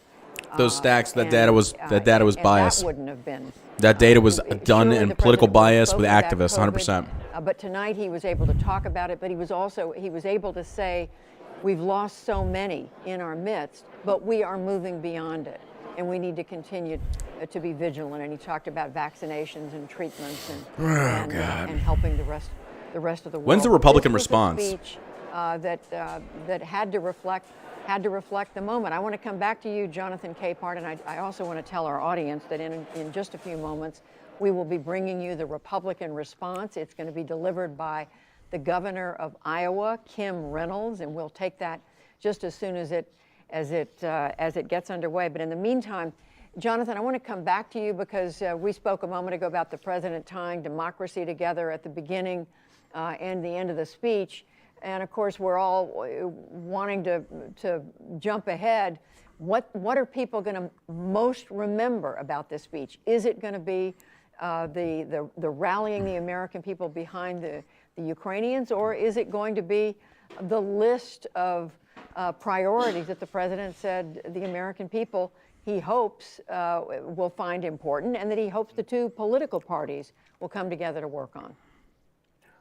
Well, I'm looking at it this way, Judy.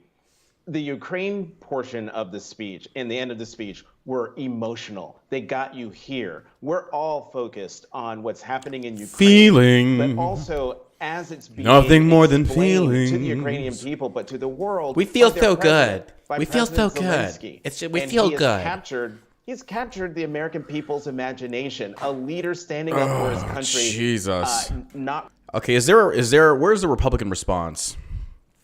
Is there a Republican response to this? Please, God, please say there is. Normally there is. Oh my God, these people are so weak. It's ridiculous. Hey, look at me. We got 625 watching on YouTube. YouTube, you need to come to Twitch. You need to come to Twitch, YouTube. Seriously. Good Lord, this shit's ridiculous. This shit's so ridiculous. Response 2022. Okay, Republicans. Important to Wait. various. Watch live. Republican response to Biden's 2022 State of the Union address. Okay. Okay, so what's coming? Parents They're who are gonna living cover. in Texas and worried about the state government. So we're going to stick around and see what the Republicans say in response. Let's hope it's good. Did what he needed to do for the various audiences he was talking to. Dude, right? Florida man, you like that exchange on Twitter? What a fucking idiot. And then the question remains. Oh, Crenshaw's live on Instagram. Let's see if we can go fuck with him. Be reminded, and what will the response be to that? So we are now just seconds away from the governor of the state of Ohio, Kim Reynolds, and let's go to that as soon as we get the picture. Good evening. I'm Kim Reynolds, governor of the great state of Iowa. Oh, Lord. Like you, I just watched the president's address. I listened as the governor of our state, as a mom and a grandmother of 11, who's worried our country is on the wrong track. And we all We're are. now 1 year Even into Democrats. his presidency, and instead of moving America forward, it feels like President Biden and his party have sent us back in time to the late 70s and early 80s, when runaway inflation was hammering families, a violent crime wave was crashing our cities, and the Soviet Army was trying to redraw the world map.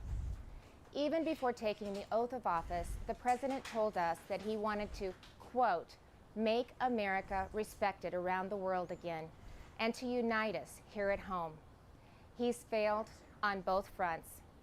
The disastrous Afghanistan withdrawal did more than cost American lives. It betrayed our allies and emboldened our enemies. North Korea is testing missiles again at an alarming rate. The Speaker of the House recently warned our Olympic athletes not to speak out against China. She did. And now Russia And has she did. launched an unprovoked, full-scale military invasion of Ukraine, an attack on democracy, freedom, and the rule of law. Now all Americans must stand united in solidarity with the brave people of Ukraine as they courageously defend their country. This is emotional against rhetoric. It's Putin's bullshit. tyranny Stop. As they fight for their freedom. Oh, good Lord. But we shouldn't ignore what happened in the run-up to Putin's invasion, waiving sanctions on Russian pipelines. This is true. While eliminating oil production. Lynn Griffin, I did. Focusing on political correctness rather than military readiness. Reacting to world events instead of driving them. Weakness on the world stage has a cost.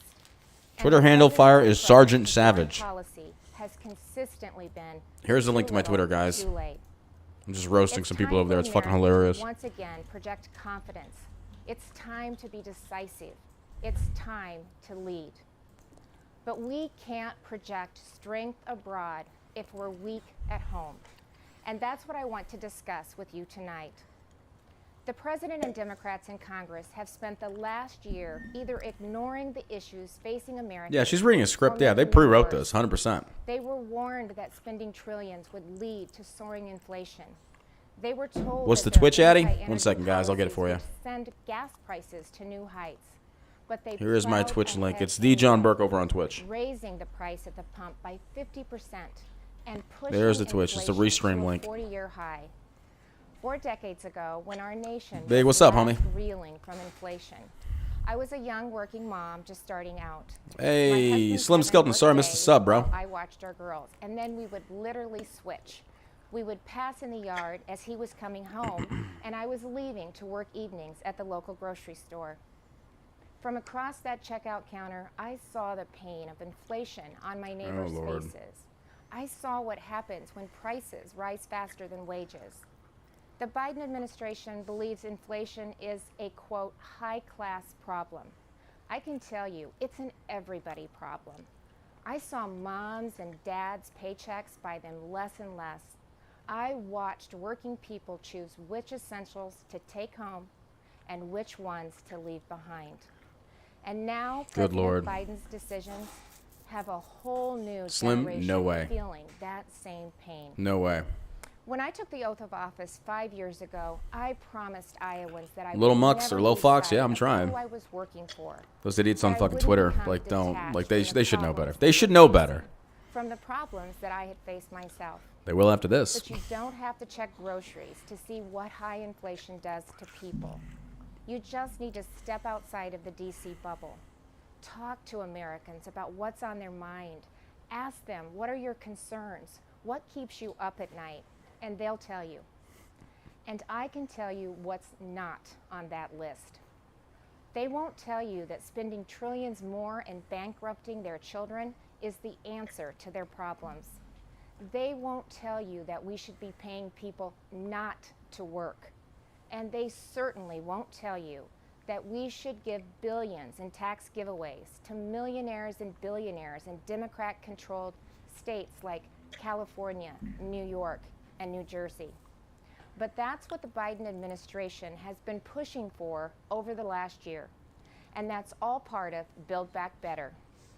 Thankfully, the president's agenda didn't pass because even members of his own party said enough is enough. Well, the American people share that view. Enough is enough. And it's not just with DC spending. Americans are tired of a political class trying to remake this country into a place where an elite few tell everyone else what they can. Republicans want to do the same thing. Wait, Republicans want to do the same fucking thing. They're tired of people pretending the way to end racism is by categorizing everybody by their race.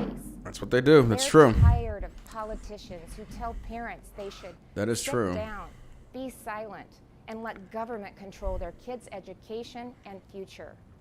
Frankly, they are tired of the Oh my God. where politicians do one thing when the cameras are rolling and another when they believe you can't see them. Where governors and mayors enforce mandates but don't follow them. Where elected leaders tell their citizens to stay home while they sneak off to Florida for sun and fun. I mean, Where Ted they Cruz did the same demand thing. That your child wear a mask. I get but it, though. They go maskless. So you've heard the excuses. They were just holding their breath. But it's the American people who are waiting to exhale, waiting for the insanity to stop. We now live in a country where violent crime is out of control. Liberal prosecutors are letting criminals off easy, and many prominent Democrats That's true. still want to defund the police. That is true. You know, it seems like everything is backwards. The Biden administration requires vaccines for Americans who want to go to work or protect this country. There were a lot of Republicans that wanted that too, though. Migrants who illegally cross the border. The Department of Justice treats parents like domestic terrorists, but looters and shoplifters roam free. That is actually The true. American people are left to feel like they're the enemy. That's This true is not too. the same country it was a year ago. The president tried to paint a different picture tonight, but his actions over the last 12 months don't match the rhetoric. It's not what he promised when he took office. But it doesn't have to be that way. I'm trying to sound, guys. Sorry. There is an alternative. Across the nation, Republican governors and legislators are showing Americans what conservative leadership looks like, what it means to respect the people we serve, to hear them out, to stand up for them and walk alongside them. We King's Falcon know already that did. our problems require bold action, but we also know that bold action doesn't have to mean government action. It's Americans making their own this is decisions horrible, for their own families. You need and somebody future. more engaging, more Republican animated. governors face the same Yes, yeah, Joey, you COVID-19 exact. She's not virus convincing. head-on. But we honored your freedoms and saw No, you right didn't. away that lockdowns and school closures, There, they came dude, with there was their only own one Republican governor, costs, Kristi Noem, and she's the that only one. mandates weren't the answer. Okay, this is And we gaslighting. actually This is fucking listened to the gaslighting. science, especially with kids in masks and kids in schools. This is fucking What gaslighting. happened and is still happening to That's a our people versus the children government over issue. The last 2 years is unconscionable. Kristi We are Noem is a very in pro-constitutionalist woman. I respect her. anxiety, depression. In so Wait, many states, Abbott, hold our on, kids have been- wait. Did Abbott, is it in now? Did Governor Abbott win? Did Abbott win Texas? I was hoping Allen West would, but I didn't think he would. I think Abbott, or I didn't think West would win. I think Abbott had, he would, okay. Well, it's still good news. Abbott's not the best governor. I mean, He's a good governor. There are things he does that I do not agree with, I do not like, and they've been tending to compound. He voted in favor of raising the smoking age to 21. The Operation Lone Star has been a massive fucking failure. That's on his part. Yeah, stuff like that. I don't know. He also enforced the lockdowns. Wasn't in favor of that. I think Allen West would have done a better job, but either way, I'm just glad that Beto didn't win. Texas continues to have a Republican governor. I've heard a lot of great things about Allen West. So, but hey, I'm glad to hear it. I'm glad. I'm just, again, I wanted Allen West to win, but Abbott, it's still a win for red. So that's why Iowa was the first state in the nation to require that schools open their doors. I was attacked by the left. I was attacked by the media, but it wasn't a hard choice. It was the right choice. And keeping schools open is only the start of the it's the primary. Oh, God damn it. That's right. My bad. Primary. My bad. Revolution that Republicans are leading in Iowa and states across this country. I think Abbott will take Beto. Republicans I'm not worried about Beto. believe that parents matter. It was true before the pandemic, and it has never been more important to say out loud. Beto won the Bennett was the only fucking leftist candidate that was actually had any notoriety. So yeah, Beto, of course, was going to choose the nomination. But yeah, I think Abbott's definitely going to crush Beto. Families also have every right to live in a safe and Peanuts secure are great. community. Yeah, hell yeah, we're coming through the AR-15s. You're you think you're going to win Texas? Like, okay, bro. Secure country. But the Biden administration has refused to secure our border. No, this is scripted, guys. She's reading from a script, but she's got a lot of stuff to cover, so she has to. Otherwise, she's going to forget it. It makes sense. They all do this. It's not a bad thing. Coming into our neighborhoods. They've refused to protect you. With Texas and Arizona leading the way, I, along with Republican governors from several states, have sent resources to the border. And we've actually gone to the border, something that our president and vice president have yet to do since taking office. On the economy, the contrast couldn't be more stark. While Democrats in D.C. are spending trillions, sending inflation soaring, Republican leaders around the country are balancing budgets and cutting taxes because we know that money spent on Main Street is better than money spent on bureaucracy. Today, I signed legislation that eliminates Iowa's tax on retirement income and sets our tax rate at 3.9%. All right, hold on, guys. We got to take. We have an important vote here. Okay, hold on, guys. So we're starting a movement on Twitter and Twitch. My group of people, my savages. Okay. What do we want to be known as? I'm giving you the choice. Do we want to be known as the Savage Army? We want to be known as the Lost Boys because we have no political party. We're just constitutionalists. Do we want to be Savage Army or we want to be the Lost Boys? We don't have a home.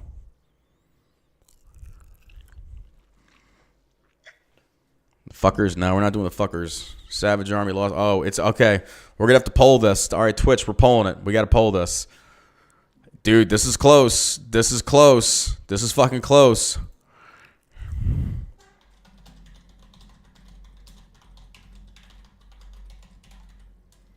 I'm going to poll this.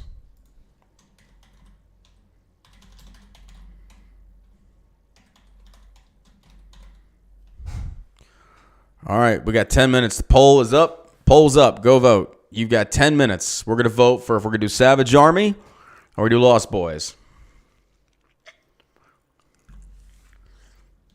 We're doing a poll. So go vote. If you're on Twitch, go vote. Of what it was just 4 years ago. And it shouldn't come as a surprise. The Lost Savages. That out of the top 20 states with the Lost Savages. Dude, hold on. We're redoing the poll. Redoing the poll. Sorry. We're redoing the poll. Republicans may not have the White House, but we're redoing the poll. I apologize. New poll. Leadership vacuum. And on the issues that are affecting Americans, Republicans are leading. We're standing up for parents and kids. We're standing up for life. We're keeping our communities safe and thanking those in uniform. We're fighting to restore America's energy independence. All right, the new poll is up. The new poll is up. Biofuels. I kind of like the Lost Savages. That's unique. That's different. My Lost Savage. The Lost Savage tribe. Eggplant is the thing. Go vote on the poll, guys. Your freedom. Behind Misfit me stands Savages? Iowa's Oh, I know where you're Capitol, from. where we display our state motto, our liberties we prize and our rights we will maintain. And those aren't just empty words. It's a belief that the greatness of this state and this country lies in our people, not government. You shouldn't have to wake up every morning and worry about the next thing the government is going to do to you, your business, or your children. If we as elected leaders are doing our job, then the government is working well, but operating in the background. It's supporting the ingenuity and spirit of our people, not drowning them out. It's keeping them safe, not restricting their freedom. That's what I believe, that's what Republicans believe, and that's what Republicans are doing. I am so blessed to be the governor of Iowa, where people are humble, hardworking, and patriotic. We take care of each other. And yes, we are, as they say, Iowa nice. But you don't have to be from Iowa to see that those are the values of America at its best. Go vote. Go vote on the poll on Twitch, All guys. of America. Over the last few years, I've put my faith in Iowans, and they haven't let me down. I encourage this president to do the same, to put his faith in you, the American people, who have never wavered in your belief in this country, regardless of who leads it. Because you know, you've shown that the soul of America isn't about who lives in the White House.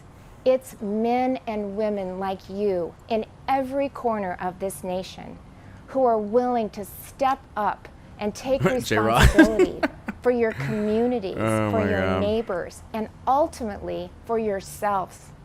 By that oh shit! Sorry, I missed the burst. Thank you for the 2,750 donor bits. Thank you so much. Our union is indeed strong. Thank you very much. I forgot to reenact my. God bless you, and God bless the United States of America.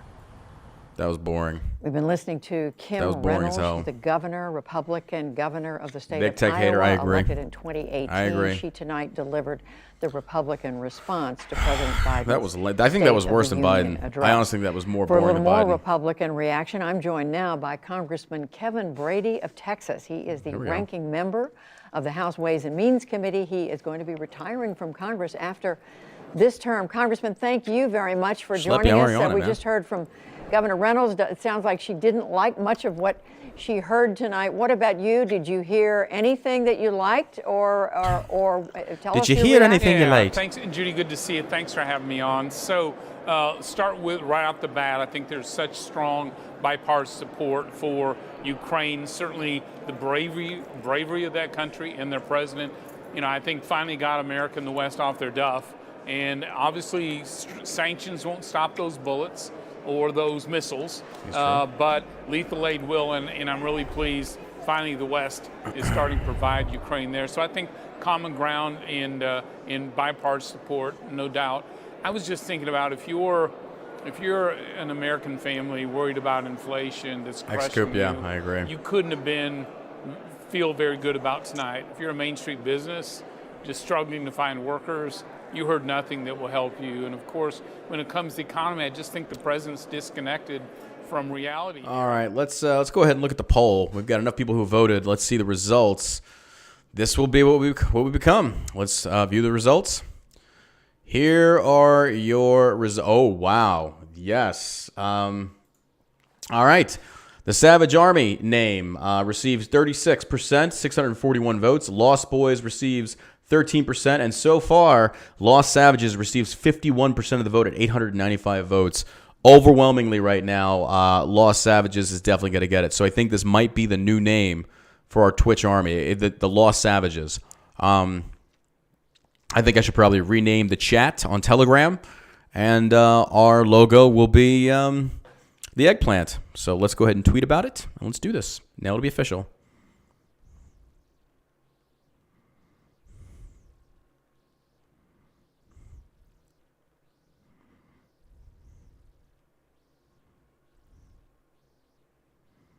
Welcome to the Savages.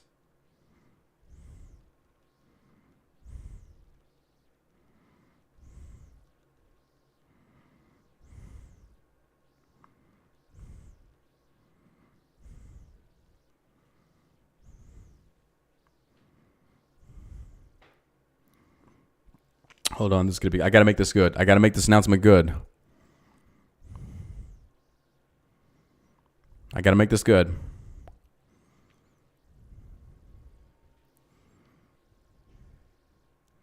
I think it's about ready.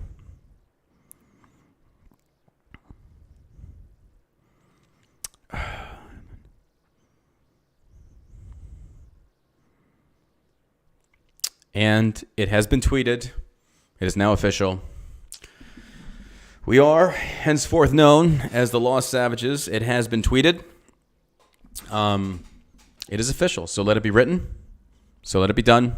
Welcome, my Twitch community of Lost Savages and your eggplants of throbbing truth and justice. God bless you. You're amazing.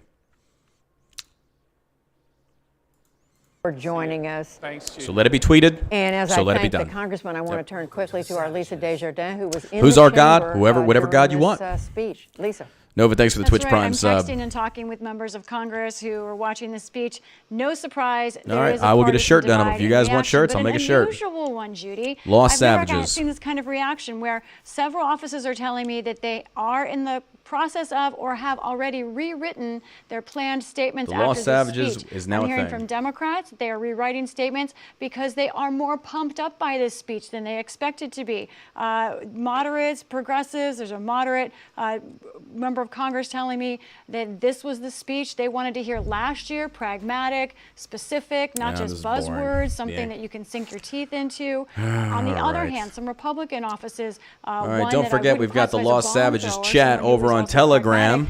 Here it is, where you can keep talking once the stream is over. That's the Telegram chat, the Lost Savages right there. Let me rename the Telegram chat. Did not achieve as much. So some very different reactions. One other note, on the way to this location, I passed about 24 members of the National Guard, as opposed to a year earlier, where I was standing in that same spot watching rioters break into the Capitol. Tonight, they were packing up, simply going home. No problems tonight.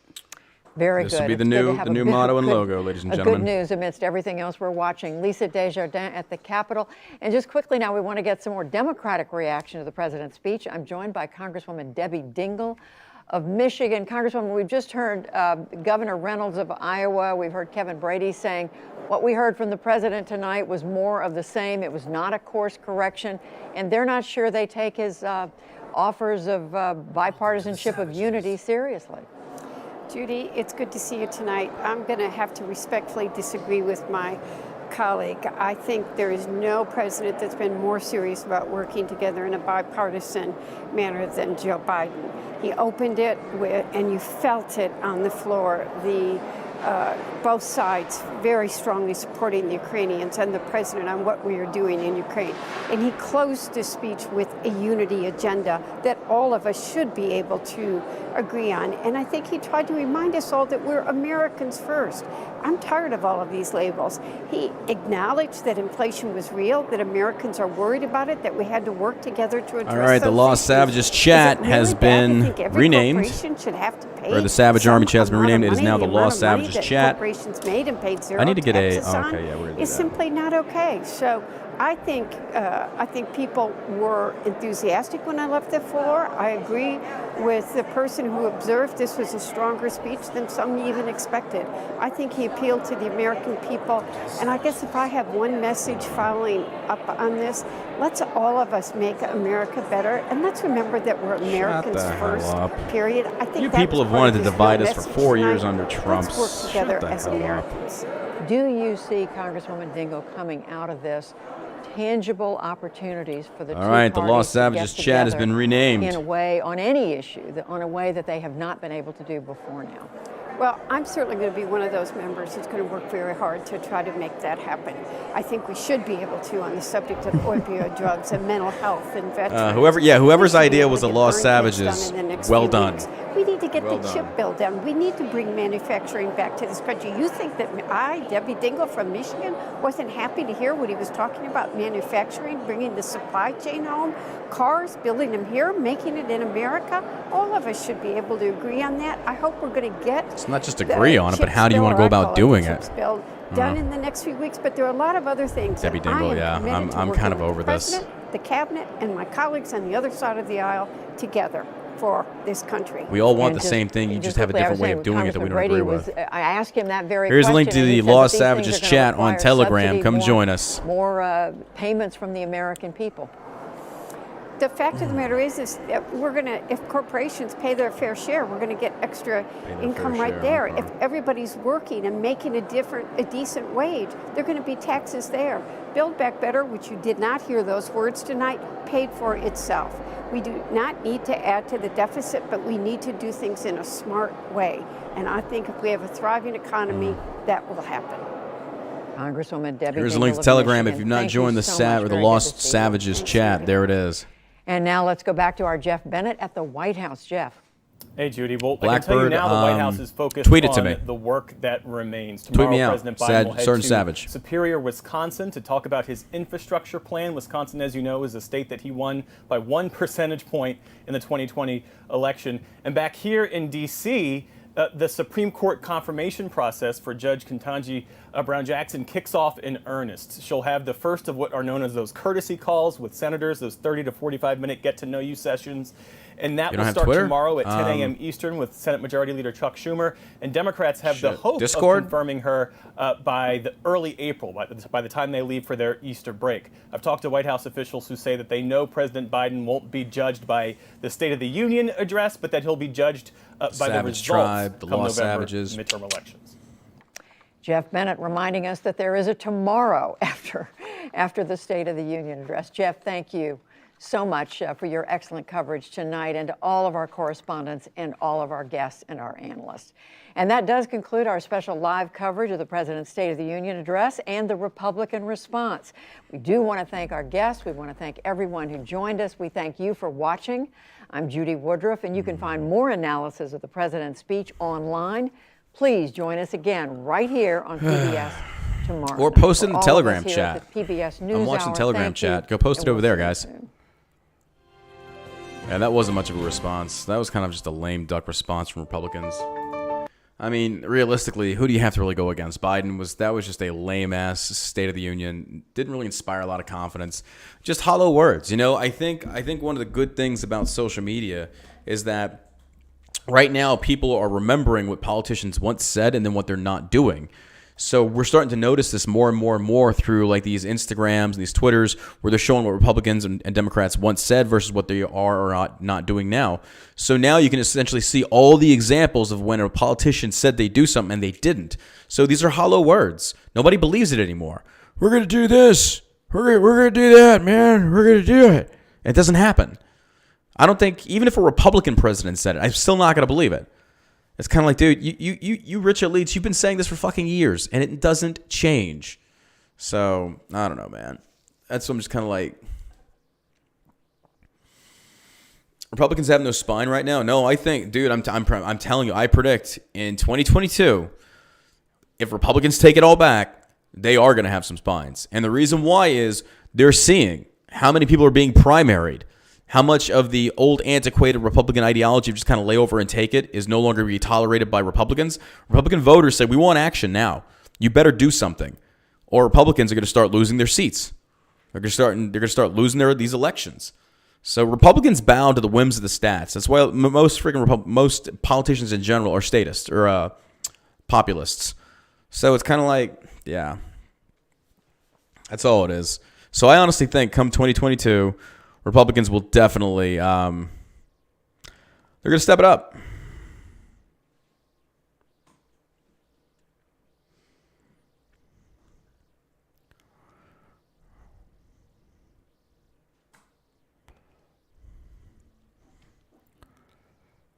Oh, we got all the freaking Lost Savages in the chat. I love it.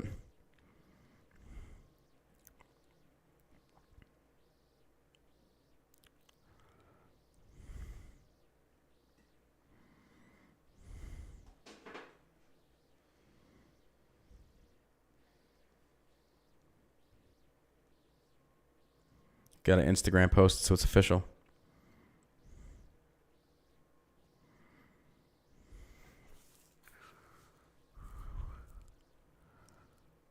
Yeah, Machi, yeah.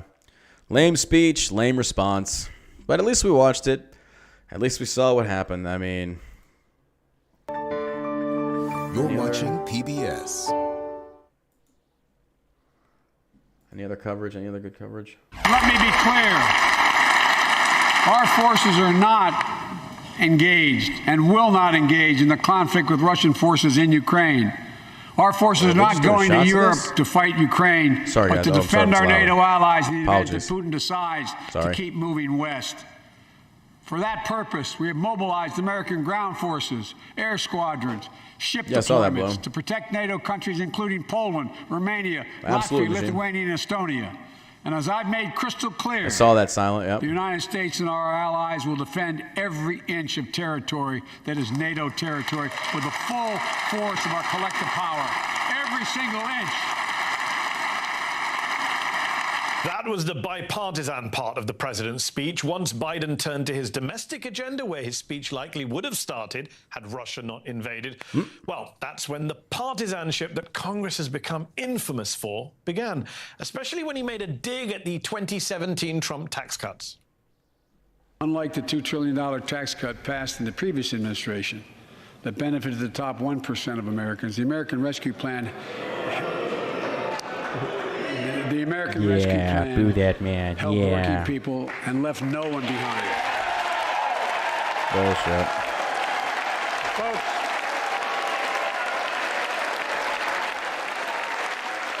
and it worked. It worked. The president also touted the low unemployment rate and strong economic growth. But so long as the prices of what Americans need to buy keep going up, any economic bright spots are likely to be obscured. Joe Biden also touched on the exhaustion many, if not most, Americans are feeling 2 years into this pandemic. And he did so from the same podium where last year he promised he'd get 100 million COVID vaccine shots into the arms of Americans within 100 days. And he delivered. By last July, he had declared the pandemic all but over. But tonight, Biden was giving a glimpse of America's future of living amidst COVID. Now we're launching the Test to Treat initiative. So people can get tested at a pharmacy, and if they prove positive, receive the antiviral pills on the spot at no cost. And folks, if you're immunocompromised or have some other vulnerability, we have treatments and free high-quality masks. We're leaving no one behind or ignoring anyone's needs as we move forward. Biden didn't just try to be inspirational tonight, he was also aspirational. He presented ambitious plans for his second year in office. Awesome. He presented them. It's like, oh, he spoke very positive. It doesn't mean anything. And there is nothing on his to-do list that is more important to the future survival of this country's democracy than reforming voting rights. Nothing more important than that. The most fundamental right in America is the right to vote and have it counted. And look, it's under assault. In state after state, new laws have been passed. Not only to suppress the vote, we've been there before, but to subvert the entire election. We can't let this happen. Tonight, I call on the Senate to pass the Freedom to Vote Act, pass the John Lewis Act, Voting Rights Act. And while you're at it, pass the Disclose Act so Americans know who's funding This is just self-stroking bullshit. That's all this Senator is. Joe Manchin, I know we are showing him applauding here to something else entirely, but I believe the president, Joe Manchin, was talking to you. Manchin, spokesperson, tells NBC News, quote, Senator Manchin sat with his colleague, Senator Romney, to remind the American people and the world that bipartisanship works and is alive and well in the U.S. Senate. It doesn't matter where a lawmaker sits. What matters is how they vote. Mitt Romney did not vote for voting rights legislation, even the one Joe Manchin presented. Once President Biden concluded his address, the Republican Party turned to a relative national newcomer for its official response, Iowa's first female governor, Kim Reynolds, someone who just might be the perfect Republican to represent the party at this juncture. I'm going to throw you guys over to a friend of mine that's streaming. He covers politics as well. He's French. He has a very interesting take. I don't know if we align fully, but he's a very interesting dude. So I'm going to go throw a raid over to him. I'm going to go take a shower and relax a little bit. The president and I've been going Democrats in nonstop Congress have since I woke spent up the this last morning. year So either ignoring the issues facing Americans or making them worse. They were warned that spending trillions would lead to soaring inflation. All right, guys. I'll talk to y'all tomorrow morning on the All American Savage Show podcast around 11 a.m. CST. Until then, thank you for tuning in. Thank you for all the bits, subs, everything. I love you guys. I love you, Lost Savages. Inflation to a 40-year high. I'll talk to y'all tomorrow. Remember the $2 trillion